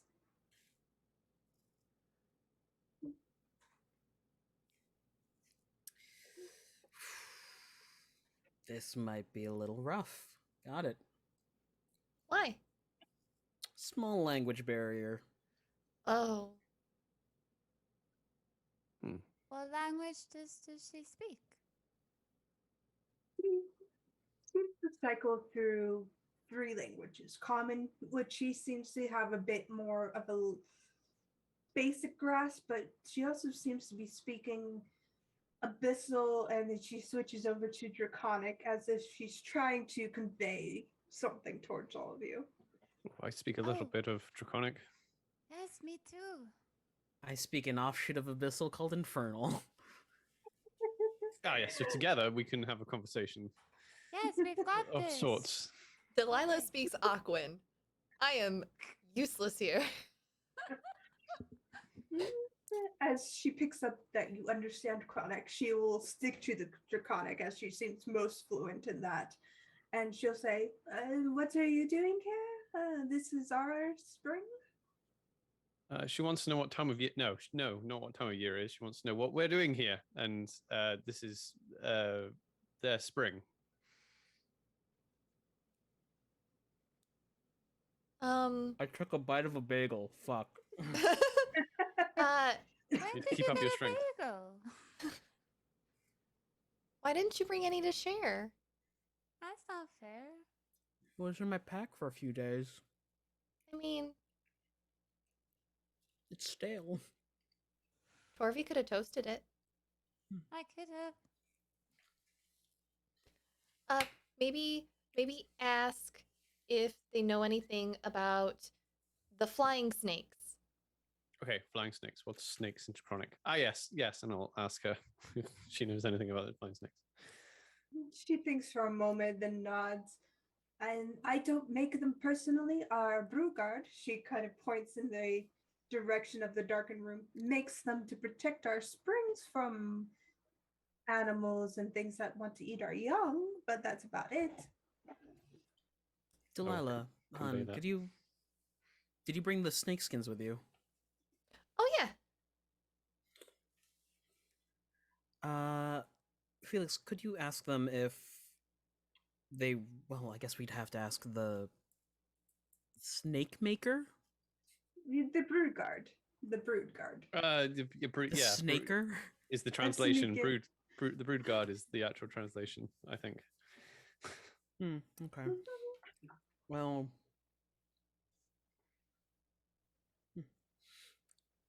all right. Thank you. She waves and then points to the bottle. Do you want this? I have no use for it. Was that? Or she wants us to know whether we want the bottle. What's in it? What is in the bottle? Goes over to it and then corks it. You see smoke kind of just bellowing out continuously, and then she corks it back in and hands it to you. I don't know. I want it. Would I have an inkling of what it is? You can make a intelligence check, history check, or arcana check. Let's go Arcana for the wizard. Oh, it's a 10. I would give this to you. you would know that this is a bottle of ever smoking bottle. It is an ever smoking bottle, everyone. Oh, wow. That could be used for so many neat things. So you open it and it smokes for ever. That's the name, ever smoking bottle. Delilah, we could add it to your performance. Yes. We Oh could- yes, I still have the cap off it, by the way, as I'm explaining.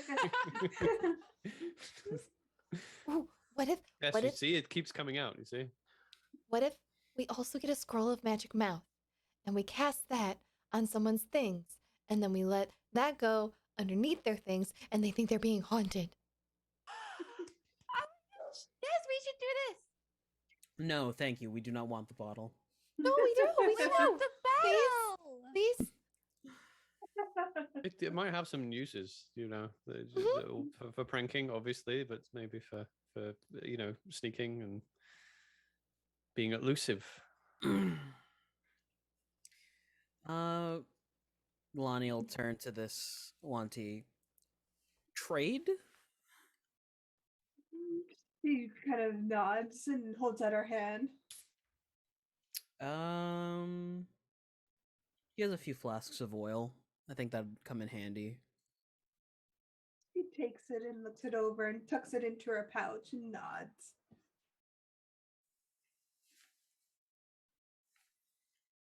I'm still yet to put the lid back on the bottle. Oh, Felix, could you put the lid back on?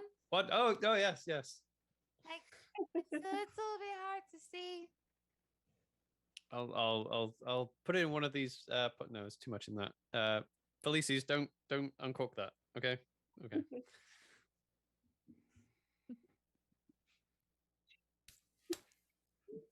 Let's go talk to this brood guard. All right. Okay. As you head back through the corridor towards the south, you enter into the other room. It's a bit more darker, but as you step in, make a perception check.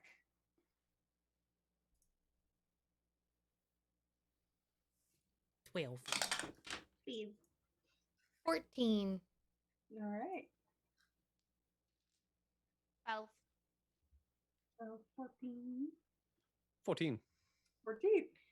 Well, 14's have it.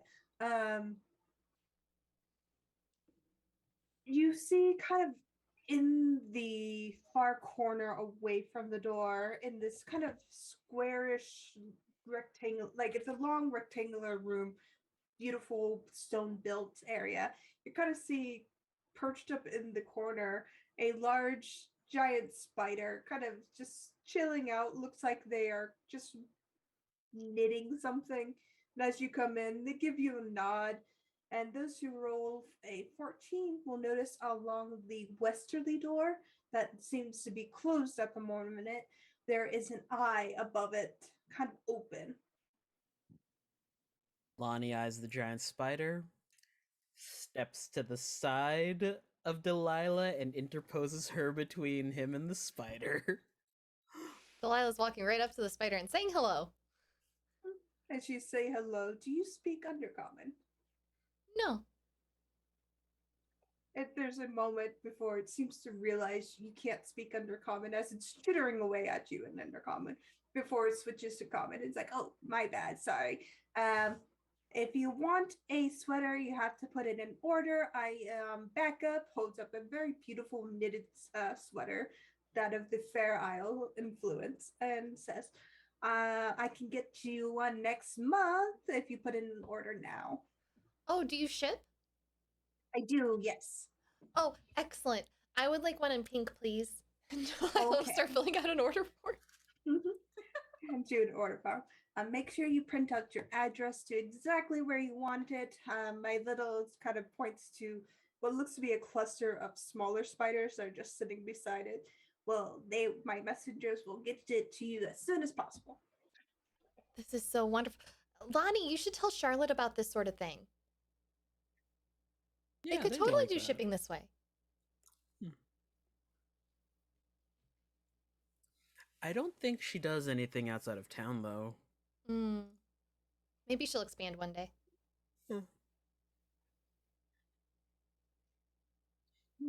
Spider looks well at me. So, how can I help ya? Knitting away.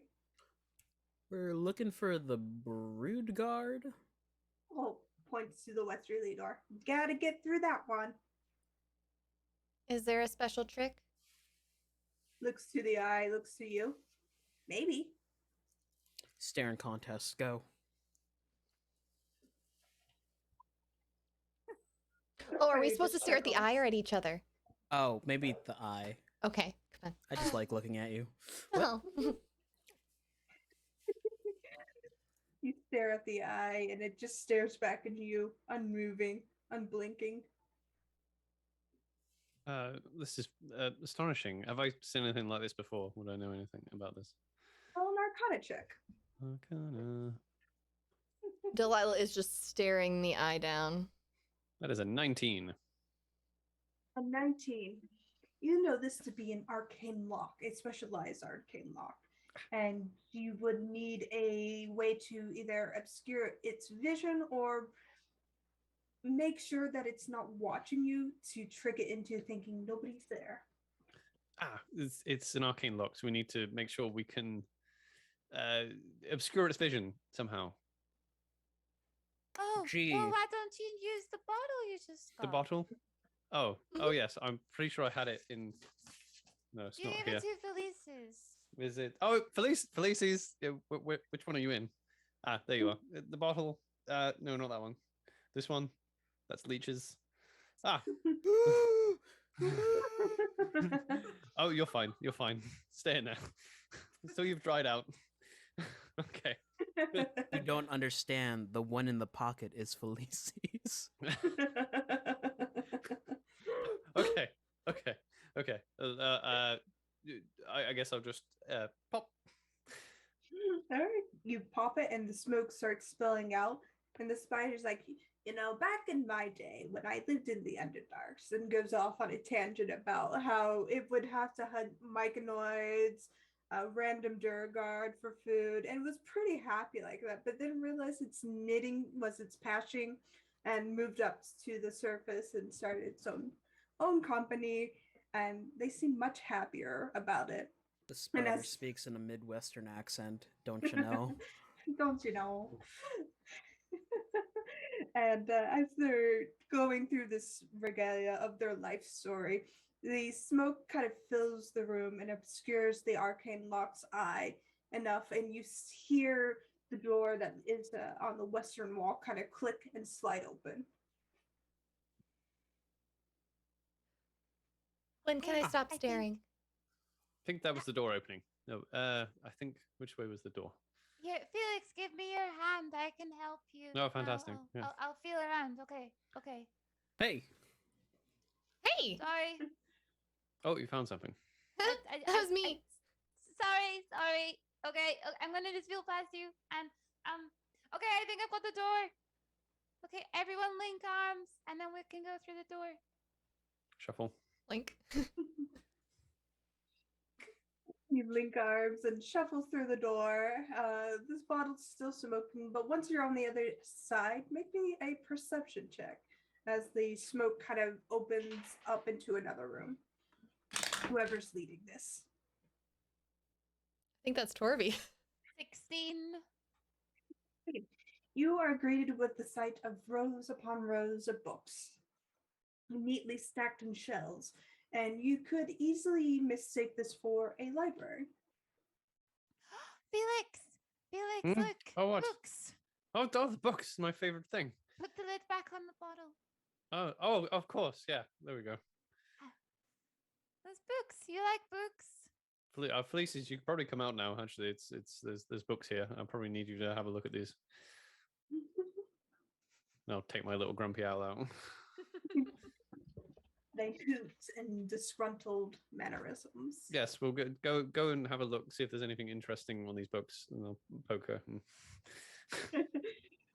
She gives a half-hearted shrug and lands on the floor and walks, refusing to fly, and goes over to a shelf. Yes. Well, yeah. Can I pull out some books and see what's going on with them?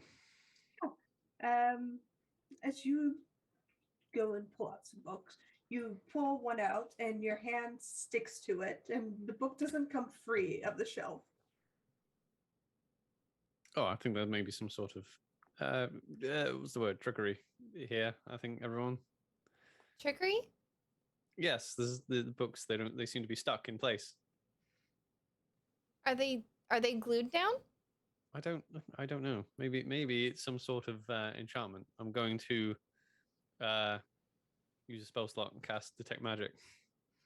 You get a ping on the far side of the room, but as you go to pull your hand away from the book, it doesn't come off. Your hand is stuck to it. Oh, it appears I've yes, my hand is stuck on the book. Were you eating sweeties first? Because that sometimes happens to me. Like if I was eating sweeties and they're on my hands and then you go to pick something up. I mean, it is possible. I don't think I'll sniff my hand that's on the book. I don't think so. You want me to try and pry it off? And Delilah holds up her knife. Well, yeah, give it a shot. I'm gonna try and pry the book off the shelf. I have the utmost faith in you. What? Is poised to start prying the book off the shelf with her knife. I'm gonna inspect the books with an insight check. Are these fucking mimic bookshelves? Roll an insight, just find out. I think they are, but Delilah's too dumb to inspect anything. Wow, the Rhyme of the Frostman dice are really nice. They When you are. nat 20, they do like a sort of snow flurry. Yeah, Ooh. it's really cool. I want some. So that's a natural 20 for a 20. Okay. As you inspect them, the shelf that Felix has adhered himself to is a mimic, as you see two eyes open very lazily at you. And then you see a mouthy yawn from one of the bottom shelves. Could you release our friend? I have some food if you're hungry. Two very slow blinks, and you, Felix, feel your hand release as the mimic kind of shuffles away from you and seems to be more occupied with what your owl's doing. Breakfast. But Felice's, it's not. There's not books. Come back.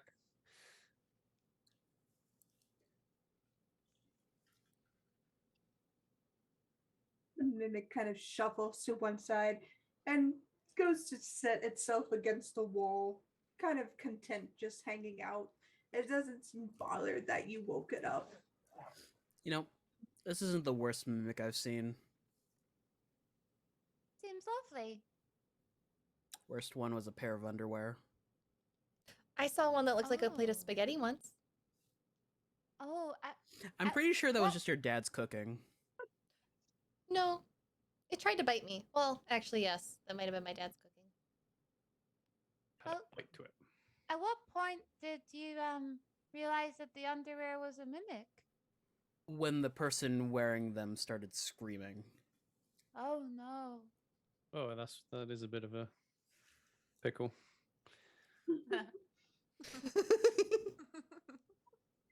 Pickles and eggs. Uh, as you're having this conversation, you see a younger Yanti kind of peek out from another shelf, kind of holding on to it, watching you in a curious manner. She has beautiful yellow and green scales, kind of freckles across her cheeks, big, beautiful blue eyes, and it's kind of just bobbing her head at you questioningly.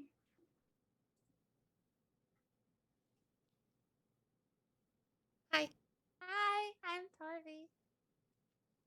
Hi.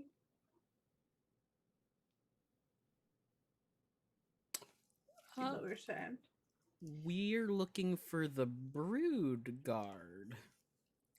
Oh, she kind of slithers out and goes and points to the door. You want to go through there? Thank you. Are they in there or is something else in there? Oh no, he's in there. He's just kind of taking a nap, or maybe he's researching. I don't know. He's kind of grumpy in the morning. Is it morning? I don't know. I don't know either. Oh, did you meet Yrmir? Kind of points to the room you were in. They are very good at knitting.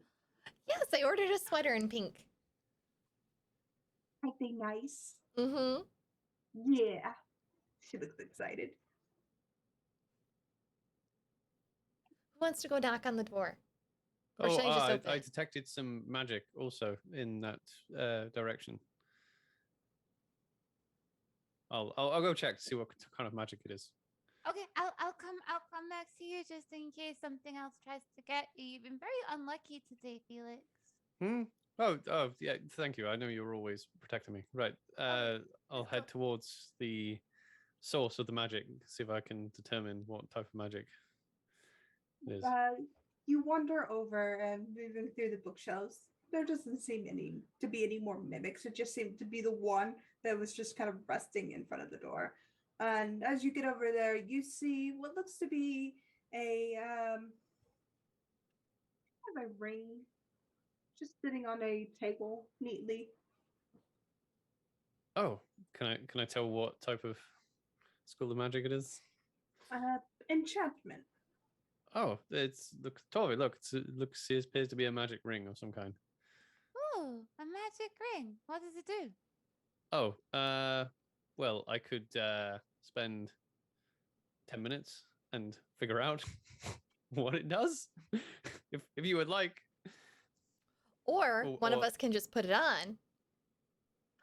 I like No. Delilah's idea 'cause it's It'd be so much very faster. fast. Well, it would be Okay. faster and very experimental. Okay, well, who's gonna put it on? No. I'll put it on. No. You got there first. Why do you always get there first? Right, well, Okay, you can put it on. do be careful, my dear, and I'll give Delilah the ring.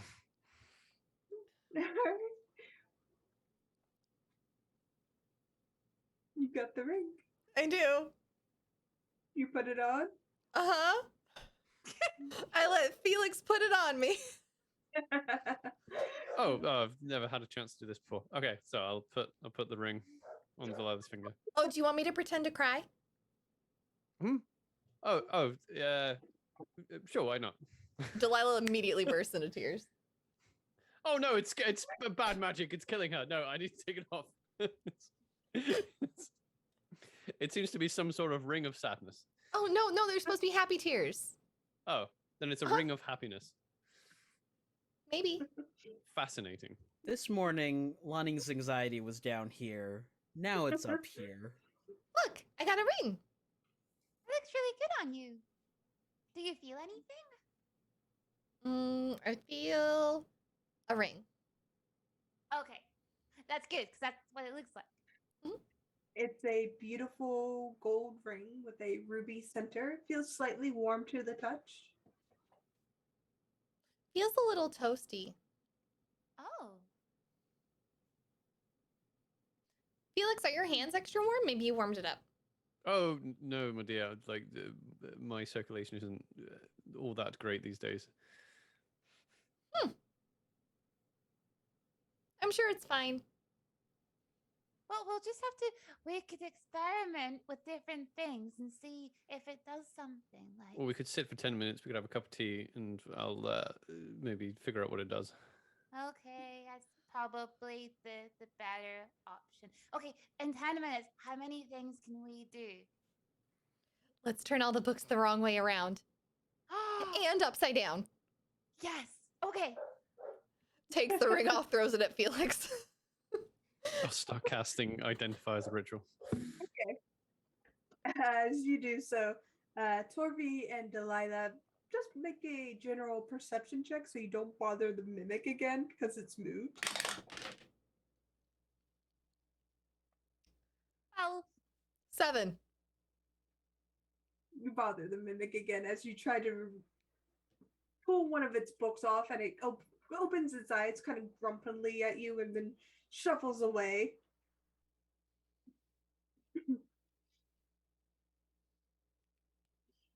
It leaves a residue. I don't like that.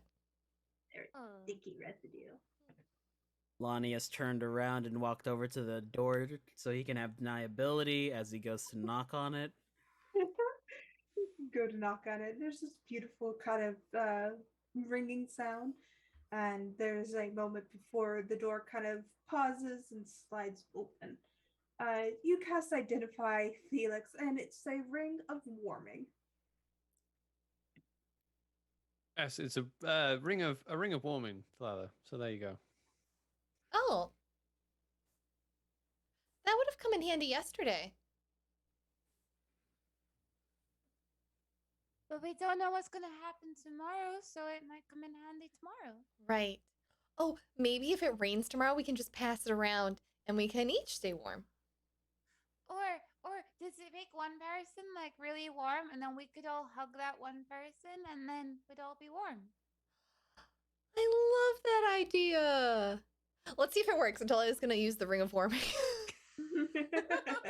and ask for a hug from Torby. Okay, this is hug me really tight. Okay. Do you feel warm? I am very warm. Are you warm? Am I warm?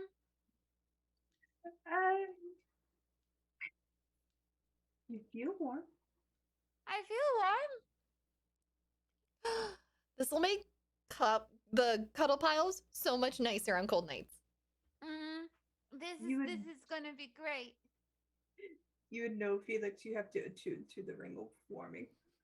Oh yes, you have to. You do. However, girls, you have to attune to it to get the full effect of the ring. Attune? Yes, you have to. I mean, I can sing if you really want. Yeah, what kind of tune do you want to play? Oh no. You mean a tune from a song. No, this is attunement to a magical item. So you need to spend time with the magical item so it can match the vibrations of your magical aura. Oh. I can see where the confusion came in though. Yeah, it was confusing. Why is magic stuff so boring? Why does it want you to sit still for so long? I don't like it. Oh, well, maybe if you gave all the magic stuff a chance, you would find it very fascinating. When we get back and finish this job, I will help you attune to the ring. How about that? Okay. And then we can test it out. You should be able to have resistance to the cold. So we could maybe try it out in somewhere cold. I wonder if I can go make snow angels without any coats on. Naked snow angels! Naked snow angels! Yes, that would be one way to test it. Yes, it would. We could. Corby, Felix, and Delilah are having this conversation. You, Lonnie, are half listening, catching odd parts of the conversation. It's just like the fringes of a migraine happening. But the door is open to you as you kind of step through, and you see in the corner, kind of reading a book, and a scholarly man that glasses on his face. Seems to be the Yanti Brute Guard. The room has various cots and beds. It seems to be a medical area, as you see implements of what looks to be bandages and medical kits kind of decorated around this collapsed and filled room of bits and bobs. And as you enter, he turns around, takes off his glasses, and squints at you. I got a boo-boo. He gestures towards a bed. I can give you a plaster for it, but... Sorry, I didn't know how to open up with a conversation. I'm very bad at icebreakers. Hello, my name's Ascalon.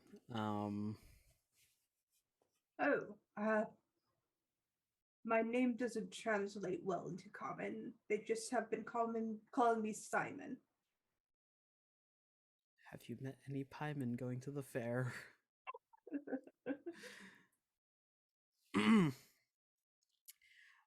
Hi, Simon. There's really no easy way to say it, so I'll just come out. We were hired by the priest of a town down the road to investigate, well, their crypt. Apparently, there were some serpentine things inside of it, and when we did investigate and slay said monsters, we found that they were animated snake skins, and they directed us down here. When I was speaking with the priest who hired us, it didn't sound like they were being forthcoming with all the information, so I just wanted to know your side of the story. He gives you a curious look, but motions for you to sit on a bed and kind of takes up the space beside it and thinks back for a moment and is like, I do animate the constructs, but it's mostly for our layer to protect the outside perimeter, to guard our. He gestures towards what looks to be a small alcove. You see a bunch of small eggs kind of neatly clustered in around a geothermal pool. To protect our young, but we don't really bother the village. Would there be any reason why the village would blame this incident on you? Number of reasons, I suppose. Outsiders, travel, limited resources. We're not taking up any of that. We have our own means of farming, fishing, hunting. The only reason I could think of is there were a couple people stealing our constructs, our snakes. Maybe they wanted to use it for their own gain or some sort, and it just got out of hand. Well, these constructs were based in a crypt. I don't see the merit in that. Nothing to steal down there. Depending on what you want to steal, a crypt is very useful.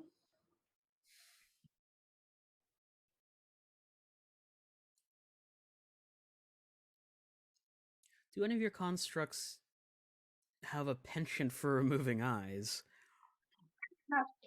Yes, if they feel threatened, they will attack. Hmm. But that's what they're supposed to do. They are literally our guards here.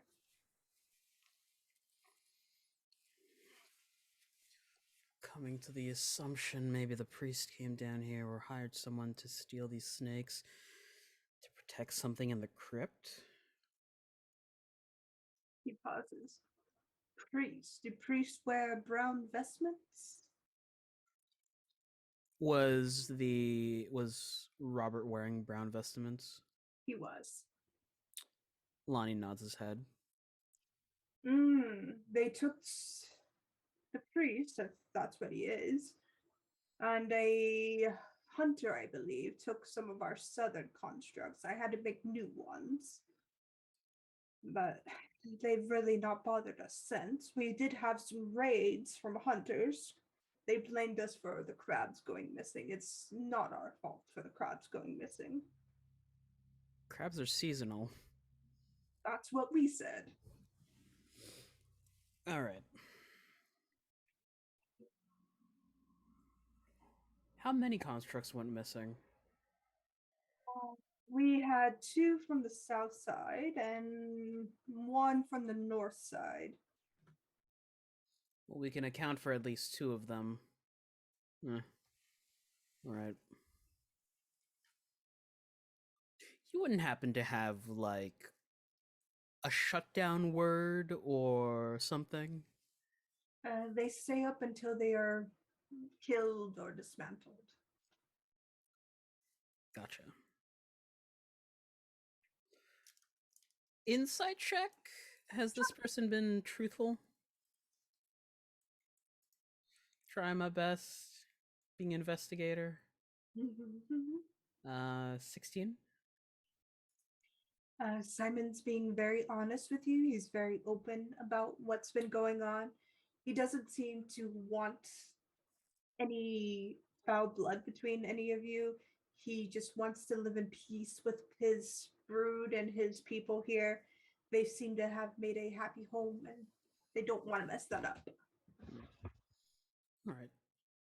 Well, if I have more questions. Do you mind if I come back?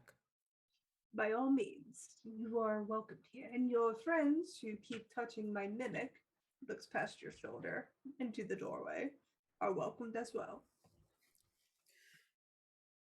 Lonnie smiles half-heartedly as he stands and bows politely. Turns. Guys, stop touching the mimic. It's sticky. But he likes popcorn.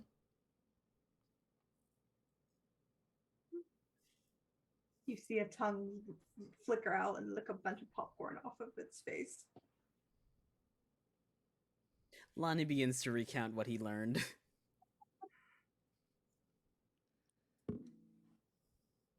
So the priest is bad? Might be bad. He withheld some information. Apparently, he and a hunter came down here and stole some of their constructs. Probably brought it back to the crypt to guard something. Maybe they lost control of them. That's why they wanted us to get rid of them. Well, they couldn't control them. Also, there might be a bit of tension between the village and the Wanti here, mostly on the village's side. I don't understand why people just can't accept things different from them. It's a shame that Robert Charlatan is so untrustworthy. They seemed rather wonderful. I wonder why we didn't see it before. Robert Charlatan. You made me think that the name is not ironic. It's a rather nice name. What? Reminds me of Bless Charlotte you. back home.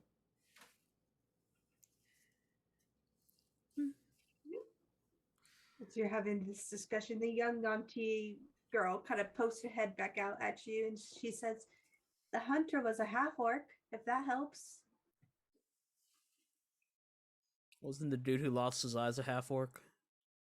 No, that was a gnome. Ah. The snakes were at his eye level.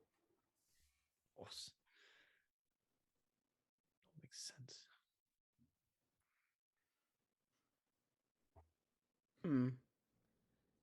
So we have to go back, right? Or no? Yeah. Okay. We can question this half-orc why they took some of their constructs. Where do we find the half-orc?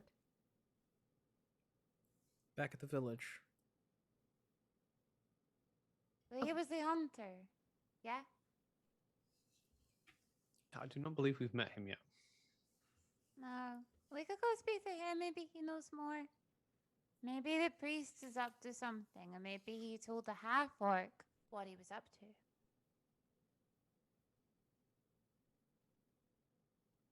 Felix, you can roll me a history check real quick.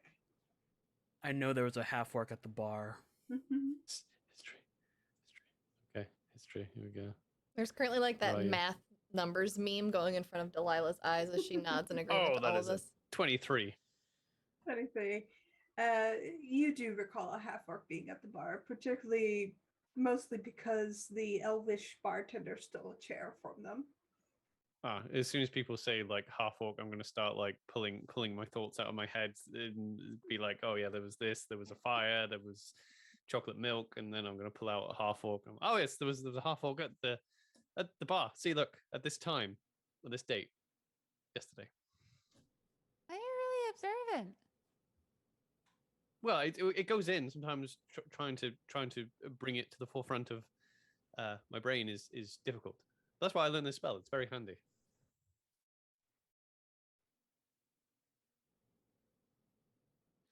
That's right, we were at a bar. I sang. We were. Would you like to know the words of your song? Oh no, I remember I'm them. pretty sure I can pull them out. Here we go. Would you like me to start singing now? Somebody, so start putting the lyrics to the song. Somebody come get her. Starts reading all of this and kind of tilts her head as she's looking at the lyrics. Oh, I mean, I can make a translation into Draconic if you like. Oh, she kind of nods and like gives a tilt of her head at the more colorful lyrics, and then she's like, "Okay, um, okay." Fantastic. So to the bar. Maybe he's still at the bar. Let's go. Onward. All right. Throws another handful of popcorn at the mimic. Bye. Sticks to the mimic, and you see another tongue kind of flick out and lick it all off. But you leave, and Yermir kind of waves and says, "Don't you forget to spread the word about Yermir's wares and sweaters. See you soon, don't you know?" Kind of waves one of their mandibles at you. Hi. Astonishing. That spider was knitting. I ordered a sweater. Oh, they were taking orders. Do you want to get one real quick? Oh no, I have all the clothes I need right here on my person. What about a nice scarf? But rather, well, actually, yeah, a scarf wouldn't go amiss. It's fine. It's fine. What I'll do is I'll send Felici's later, and she can send an order, and then maybe Delilah's order will be ready, and then I can get her to pick out the order. I'm so excited. I feel like that's a very good idea. Maybe I should start like an owl delivery service. Is that a thing? Fun fact: owls are nature's slowest flyers. I feel like I could be the first wizard to implicate an owl delivery service. What do you think, Felicis? She gives you a very dirty look. You'll be fine in it. But eventually, you make your way back into the town, and you go back to the Brazen Arrow, and you see the very grumpy elvish man kind of serving people, and he looks at you, squints, and says, "No more free drinks," before disappearing into the kitchen. Oh, okay.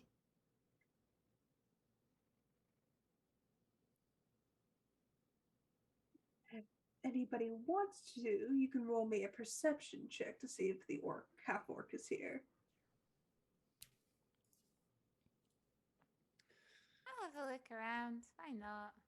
Oh, 18, 19, 20, 22. I'll leave it to you. I'm looking at my. I got an Spellbook. 18. Delilah already forgot why we're here. Lonnie and Torby, you see a half orc kind of tucked in the corner, well into her drink, kind of laying back, and she seems to be enjoying the music that's being played by another bard that's in the tavern itself. And she just kind of seems to be humming along, bobbing her head. Want to play good cop, bad cop, Torvi? Oh, yay. I love good cop, bad cop. I always forget which one I am, though. I'm sure we'll be fine. There's a camera zoom like in The Office on Lonnie's face. You're the pretty one.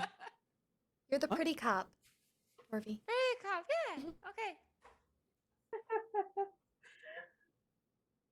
But you go over to her, and she looks up, and you see a dark-skinned female half orc that's would be well over 6 foot in height.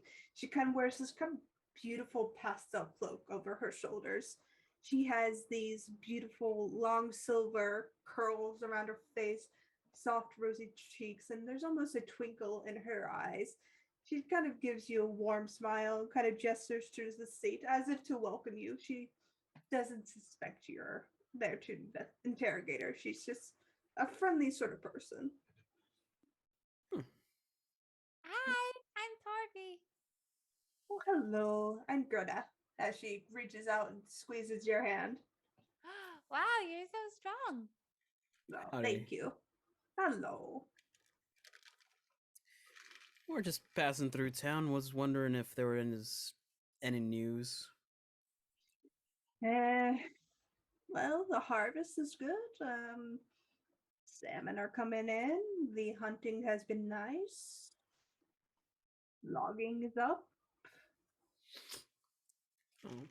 Do any hunting to the south? Now and then, that's where the deer kind of push their herds. Have you done any hunting recently to the south? Yes, I'm a hunter, so I make my daily treks out that way. Oh, was wondering if you spotted anything serpentine in nature. It's those Yanti, but I don't hunt those. How's her posture now that he's mentioned that? She kind of straightens up and kind of fiddles with her glass as she kind of turns it in her hand. She doesn't look at you. She's more interested in her drink. Guess I should stop beating around the bush then. Listen, we're here to investigate the goings on in the chapel right now. We have it on good authority that you and the priest were spotted down by the Yanti settlement. I see. She looks around and leans forward a bit. What do you want to know? Do you know why Robert wants these animated snakes? Kind of rolls her eyes a bit and glances towards the bard before she waits for the song to pick up, and she leans forward a bit more towards all of you. Robert's a fucking idiot, that's what. He wanted to use their constructs to drive them out. He wants to use that thermal spot for his own gain.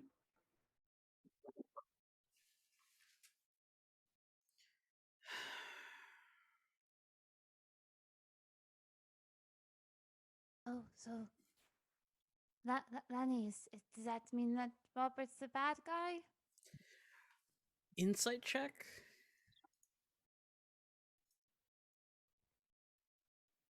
$14? She's very honest with you. She doesn't really want to be involved in this entanglement any further. You get the sense she was probably paid quite handsomely to do this, but she doesn't see the point in driving out the Yanti. Lonnie will push a gold piece across the table and give her a wink. We were never here. All right.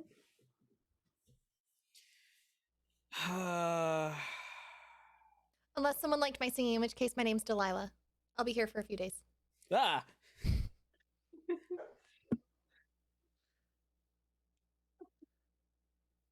Oh, this town's a bit out of my jurisdiction, so I can't actually arrest him. Well, you could definitely confront him. Okay. Yeah, let's just go confront them and just be like, hey, we know you were talking shit, so what's going on? Hey, we know you're talking shit. Time to get hit. Yeah. I can just like hit him with my stick. You know, I appreciate your problem solving. Thank you. I do find that people tend to tell you more after you hit them a couple of times with a big stick. And it's pretty too. It is pretty. It's got flowers on it. Mhm. You know. Or no, there's spells, that you don't have to speak to someone to know things. You can detect their thoughts. That's another way to speak to them or to get them to speak to you. What am I You would know what thinking? he's thinking? Yes, as long as the spell is not blocked in any way, I can read their foremost thoughts. Can you do it to me? Oh, that's probably a bad Yes. idea. Hang on. Well, we'll try. Oh, wait, no. Well, actually, perhaps not, because I can only do it once a day. Oh. Because yes, it's just the way that see my spells, even though they look like a mess of papers, they're actually they animate, and they can help me once a day to do that one thing. I can talk into your mind, and I'll talk telepathically into Delilah's mind. Hello, can you hear me? This is Felix. Yes. There we go. See, I just talked into your mind, you see. That's so Did you cool. hear him? I did. I heard him with my ears as it was coming out of his mouth, and then I also heard him in my head. Wow. See, it That's so even cool. works and I'll start walking just to the door, just outside with the door open. Hello, can you hear me now, Delilah? I can still hear him. This is so cool. Bless the smells. Huh? What? What? Were you doing that thing again? What thing again? The thing. What? You're making fun of me because I'm not as smart as you. No, never. Okay, fine. Let's go. Bless this mess. So, going back to the church, as the fog kind of pushes a misty car kind of through the village, you see the doors are closed to the church now. It seems to be past hours. But when you try the door, they're unlocked. Hello. Voice echoes in the space of this church, and the sconces are all lit, and you see Robert kind of step out from kind of an alcove area. You see him step in front of the altar. God, if that's not a villain move. I like this lighting. It's very dramatic. Wait for the long monologue. And Robert looks to all of you and says, "You're back. I'm so Would you like some tea?" No, thank you. I'm here to arrest you. He tilts his head. "Arrest me?"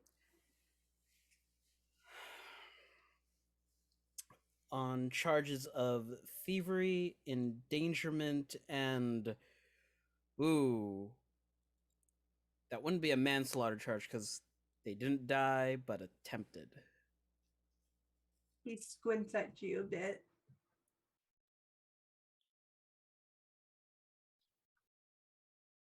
"And you have proof for all these charges, I assume?" Eyewitnesses, yes. And I have these. She holds up the 2 snakeskins. Two You better not snakeskins. try to run. Oh, should I do the thing? The thing? What thing? Should I detect his thoughts? Oh, right, the thing. Yeah, do the thing. Okay, hang on. Where is it? Where is it, Spellbook? Spellbook. It's detect thoughts, Sikas, and I'll cast detect thoughts. Okay. Wisdom save. Okay. 14. 14. Okay.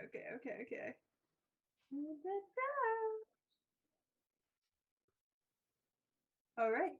He does not save. Ooh. Surface thoughts of the creature. His surface thoughts are that of mild amusement. I see into his mind. He's amused. In the words of a very famous bounty hunter, I can take you in warm or I can take you in cold. Oh, who said that? He kind of steps forward to all of you, then holds out his hands towards you as he kind of gets close and says, "We can work this out, I hope."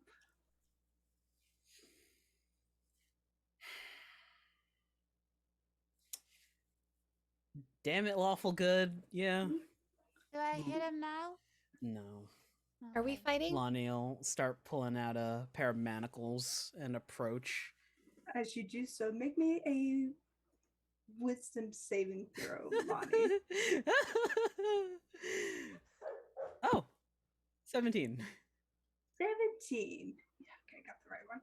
All right, so the spell doesn't take effect, but you see him kind of grit his teeth as spirit weapon kind of flares up beside him, and you see what looks to be a scythe at his side. It's like, I can't. I'm sorry. I've got a job to do. I need you all to roll for initiative. God damn it. Gods damn it. Man, my initiative rolls this game.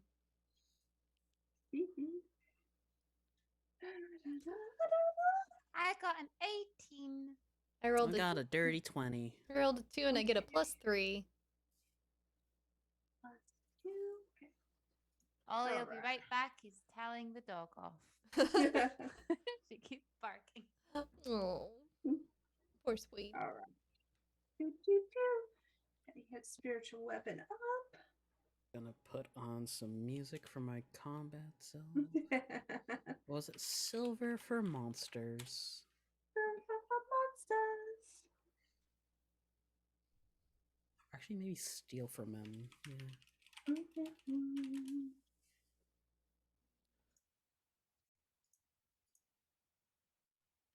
So, are we trying to take this guy alive? I think so. We could just like really hurt him, but not kill him. Thanks for the biddies, Calstaff. Yeah, thank you. Roll for initiative, Felix.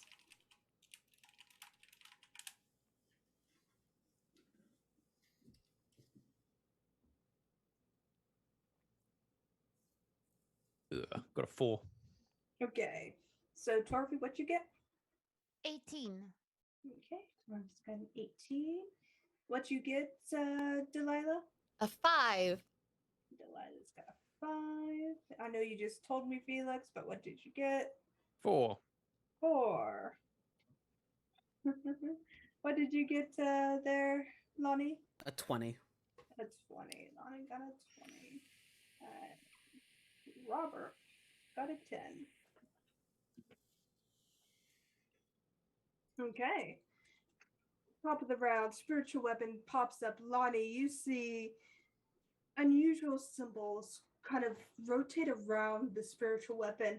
You can make a quick religion check if you want to. 14? 14. You know that these are marks to Merkel, a god of death that is ancient and old and not very nice.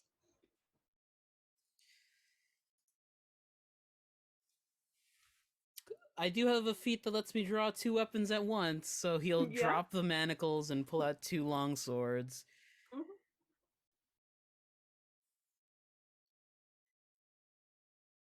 Well, when you meet your god, say I said hello. Give you a look. And he attacks. Okay.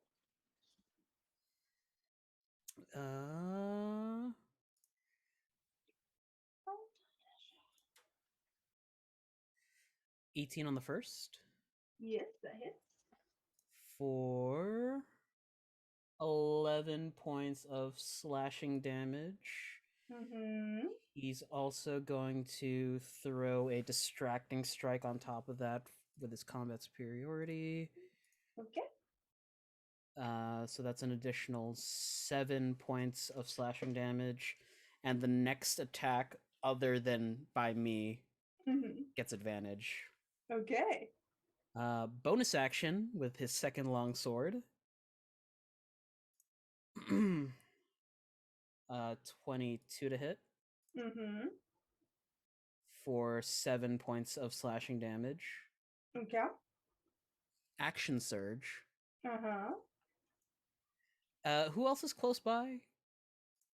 All of you are close by. He got into a range to strike at all of you. Cool. As I take the attack action, I'm going to use my Commander Strike ability to let Delilah Yeah. attack with a reaction. Nice. You get sneak attack on this one. Hell yeah. Oh, and add an additional 7 to the damage. Yeah. Okay. So that do I roll it as an unarmed strike? Or can I roll with my short sword? You use your attack action for this. Right. Okay. So it could be either or. Okay. We're going with short sword. So that's a 7, 8, 9, 10. 12? 12 to hit. Yes. It misses. Rats. Would it not be at advantage? Advantage. Is that advantage? Oh. I rolled another 7. No. 12 misses. I'm gonna throw these dice over here. It's a bit more wildly now that you're all close. But next in order is Torby. I'm going to hit him with my staff. Okay. Rolling. That's a 20 to hit. Jeez. 20 hits. And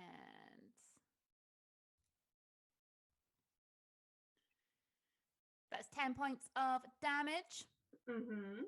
And then I'm gonna flurry of blows. Yes. Punch this guy twice. So first attack, 17. 17 hits. Excellent. That is 7 points of damage. Okay. And next attack, another punch is it's 12. 12 misses. Apologies. No worries. That is the end of her turn. Okay.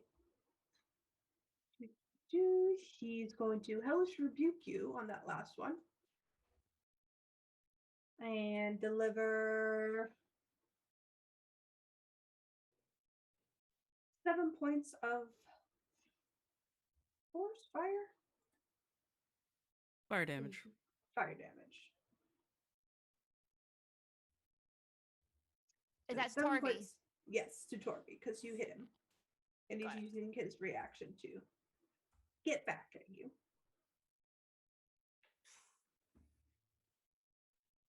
Okay, and that's your turn. Yep, that's my turn. All right, it is his turn, and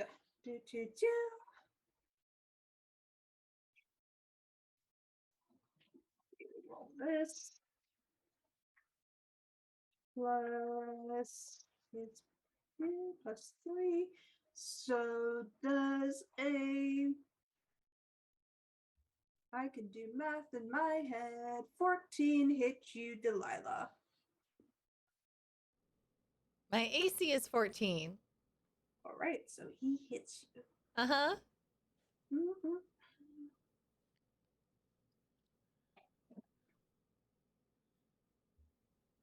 Where are my d10? Oh no, Jen had to pull out more dice. That's never good. I think she said D10s. Yeah. Like plural. I only have 24 HP.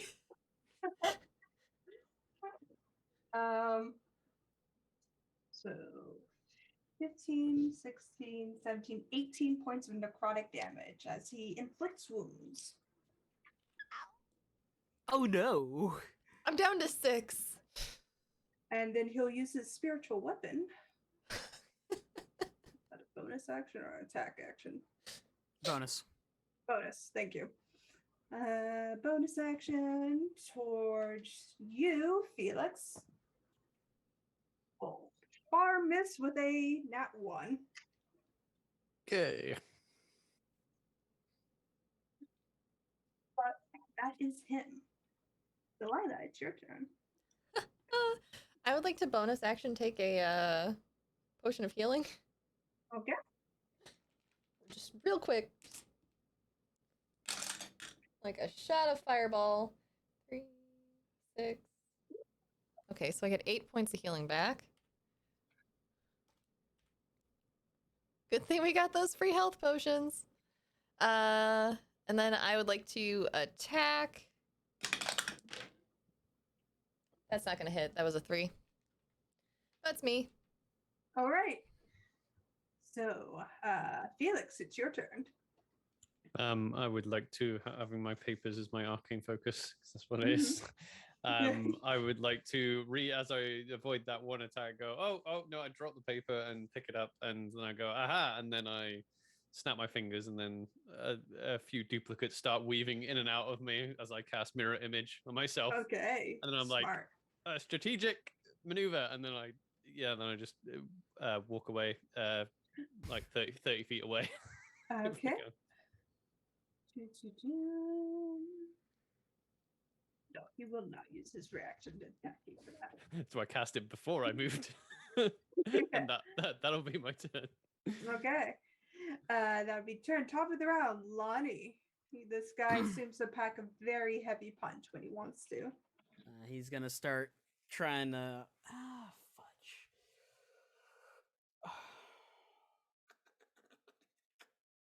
Yeah. Lonnie's gonna try to make himself the target. Here Okay. we go. Longsword swing for 18. 18 hits. 8 slashing on the first. Second attack with a bonus action. 15 to hit. 15 hits. He's gonna throw a combat superiority for another distracting strike. So whoever comes up next is going to get advantage on the roll. So it's that plus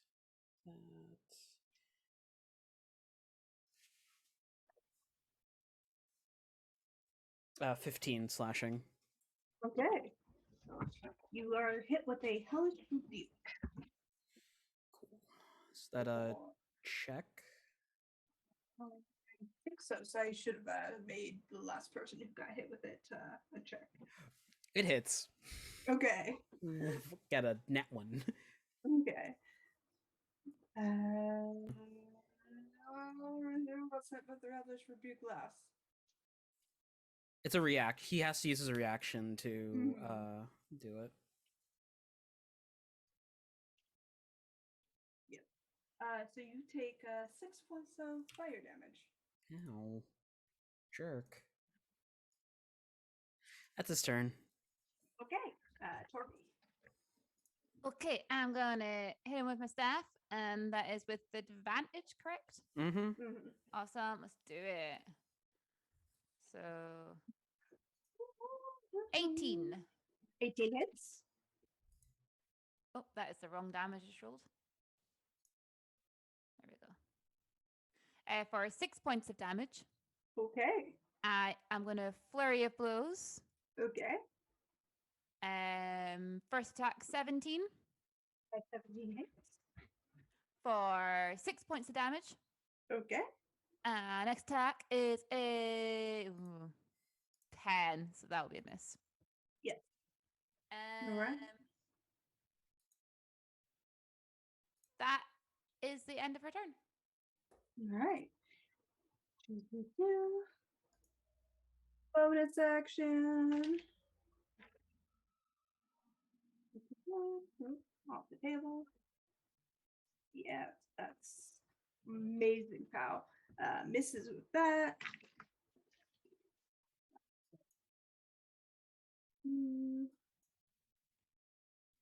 That to you, Lonnie. Does a 13 hit. Does not. Okay, so he misses with that. That is his turn. Next is Delilah.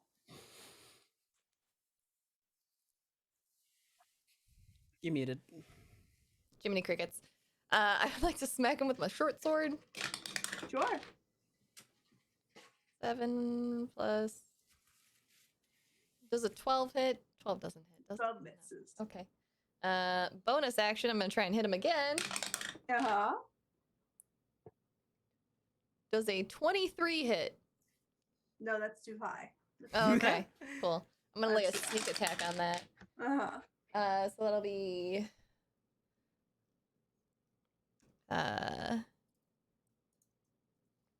It'll be 4 points piercing plus 3 points sneak attack. Okay. Ba, ba, ba. We do that. I am.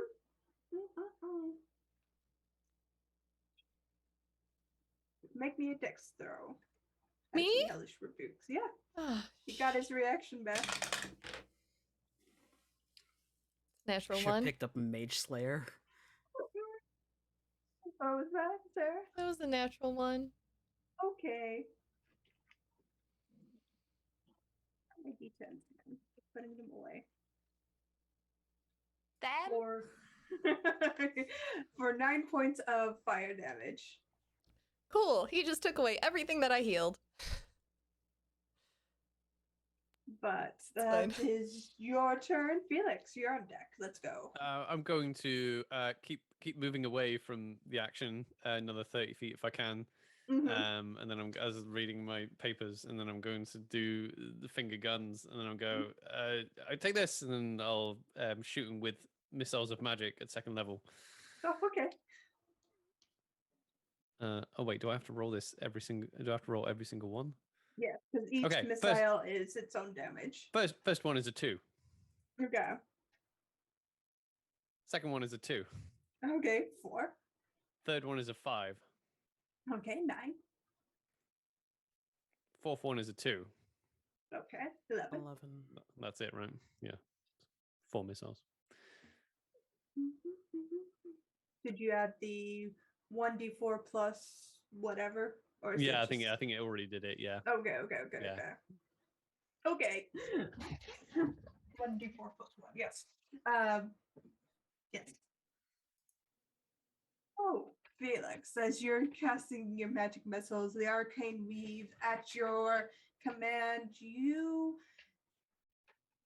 have a moment where you think it's not enough, and then you see him fall. How do you want to take out Father Robert? Oh, just well, I don't. This is what I mean. I was like, well, I don't actually have to. I don't have to aim that well because they just hit their target. Yeah, so we just hit. yeah, I just go. Wait, I think 1, 2, 3. Oh, another one got off. My 4th one, yeah, hits him square between the eyes. You all watch as Father Robert collapses to the ground. The sconces around you grow brighter for a moment and then go back to their usual hue. There's a calmness in this church once more. Felices, did you see? I did it. Turn around. I got him. Felix, you got him. You did a very good job. Oh, yeah. Well, it's a rather rudimentary spell, but rather powerful. I don't feel so good. Is everyone okay? I felt better. Delilah's at 5 HP. Lonnie hands her a health potion. Thanks. Not exactly what I had in mind, but you know what? It works. Are you taking the potions the priest gave you? Yes. I thought we had our own stock too. I gave mine to Felix. Yeah, I took the one I took was from Delilah. I haven't taken any. And Make me after a that con question, saving I'm throw. deciding not. Oh gosh.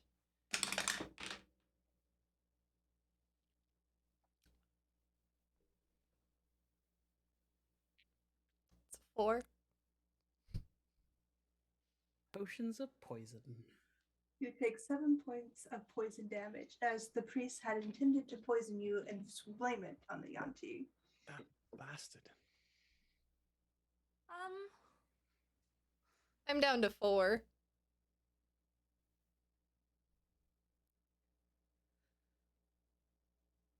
Can we go find a real healer? Yeah, you guys should do that. I can clean up here. Okay. Here, I'll help. Did you say she's on the floor or down to She's 4? down to 4 HP. Down to 4. Okay, good. Yeah.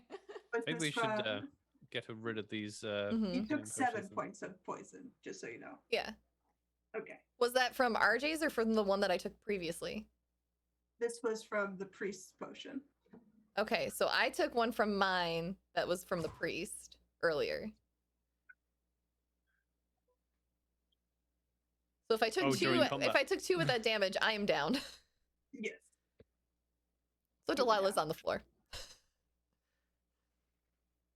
Okay, we need to kind of get her to a healer. Oh dear, what was it? The potion? Surely not. I think so. Don't drink the potions. Don't drink the potions. Maybe it's the ring of maybe it's a ring of poisoning. Also, Medicine check to stabilizer. Okay, make that medicine check. 11. All right. You pour the basically Epicat down her throat. Torvi, Felix, take her to a healer. I'll clean up here. I've got her, and I'll kind of lift her up and kind of like go to carry her out. I can help with mage hand. Oh yes, that would be good. Just like support her head a little. That's better. Okay. I'll carry her instruments. There we go. Yes, she's got a lot. Okay, right, I've got her. Let's head back up. We'll get a healer.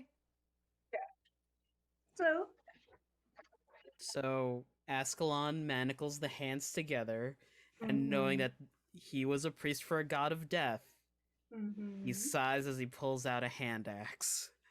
Okay. And it fades to black. All right. But you, Delilah, Felix, and Torby are able to find a healer, and they get you patched up, Delilah. You're back to your full health. You're happy and go lucky. Poison gone for your system. Lonnie, you can rejoin them later, back in the tavern. And the elf is still there, kind of grumbling over how many people he has to serve. I have this business that relies on people coming to it with a very small margin of profit, but I don't want to serve people. Everyone who's worked in a bar ever. Anyone who's worked retail. He's a very grumpy elf who just doesn't like being in the public service industry. Lonnie just sits down with a heavy sigh, pulls Delilah into his lap, and just cuddles into her. We have ale this time. Would you like some? No, I'm good. Okay. Do you want some chocolate milk and wine? Together? Well, yeah, it's kind of been there for like a day or two now, so it's got a bit of a kick to it. No thanks. Okay, you're lost. By the by, you guys need a new priest. He was a dick. You see the elf kind of give you a look and goes, okay, I'll let Sheila know, as he kind of wanders away. But you guys have dispatched a priest of Merkel, saved and freed a group of innocent Yanti, helped the village, and you are rewarded your 300 gold.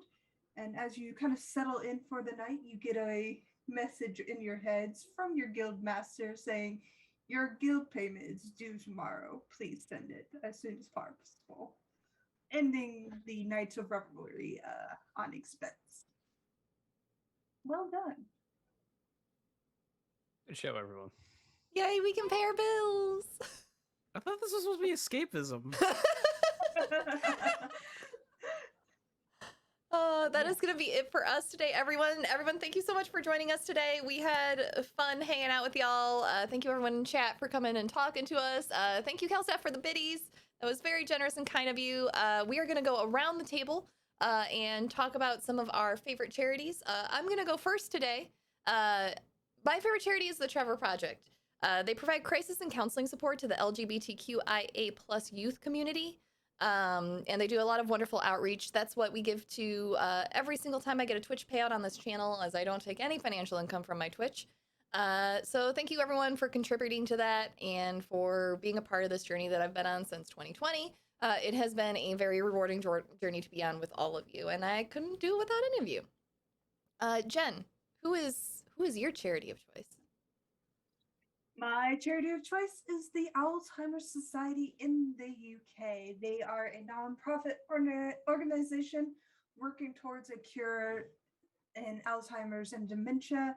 They are providing online resources for people to do research into what they need to help their loved ones who are experiencing Alzheimer's or dementia. They provide counseling, they provide support. They also supply information towards international audiences. So if you're interested in that, check them out. Awesome. RJ, who do you support? Hey everybody, once again I'm RJ. Today I'm championing Unicorn Riot, which is a nonprofit media collective. They report on far-right organizations and sources of racial and economic injustices in the US. Once again, in times like these, it is important to keep informed, and news media outlets sometimes don't have everything you need to keep informed, so that's why I go to them, Unicorn Riot. Awesome. Thank you so much. Robyn, what's your favorite charity? A favorite charity of mine is World Horse Welfare, which is a UK-based charity, but they also work worldwide, and their aim is to rescue and rehabilitate horses, but also they improve welfare through education by teaching those around the world on how to actually look after different horses and how to report when they have seen something. So, nice little charity here in the UK. They're an awesome charity. And last but not least, Ollie. Yeah, I want to give a shout out to Great Ormond Street Hospital for Children. Yeah, they specialize in rare and severe conditions for children around the UK. I've had a family member that have been was looked after for years by them, no longer with us anymore, but they are a great organization. Wonderful. Thank you, everybody, for telling us about your favorite charities. Thank you for coming in, being a part of this process where we talk about charities and play these fun games. It has been an absolute joy, Robyn and Ollie, to have you at the table for one of our guest games. Thank you so much for coming. Thank you very much for having us. We had a blast. Thank you. This has been Yeah, fantastic. it was so much fun. Thank you for having us both on. Thank you, Jen. Thank you. It's been great. With that, we are going to go ahead and head out. As always, your daily reminders. Drink some water. Hydration's important. It has to be the clear stuff, no carbonation, no coffee and soda do not count. Eat something healthy, because taking care of your body and eating healthy is important. As Robyn drinks her beer. 3. Gallon of water here. There you go.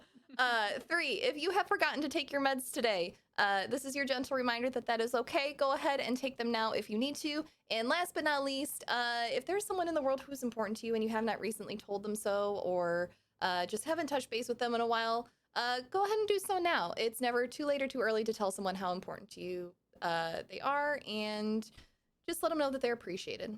And with that, we're going to go ahead and go into our post-table session, and I will be seeing you all next week. Nexus will also be off next week. We will have Indoor Adventures of Indoor Adventures fame, and we will have Wings, who is also a regular over on that channel and has guested over here several times for another one of these fun one-shot adventures DM'd by the lovely Jen. Thank you so much for taking the helm today, Jen. And everybody, now we're going to head out. Y'all wave. Bye! Bye!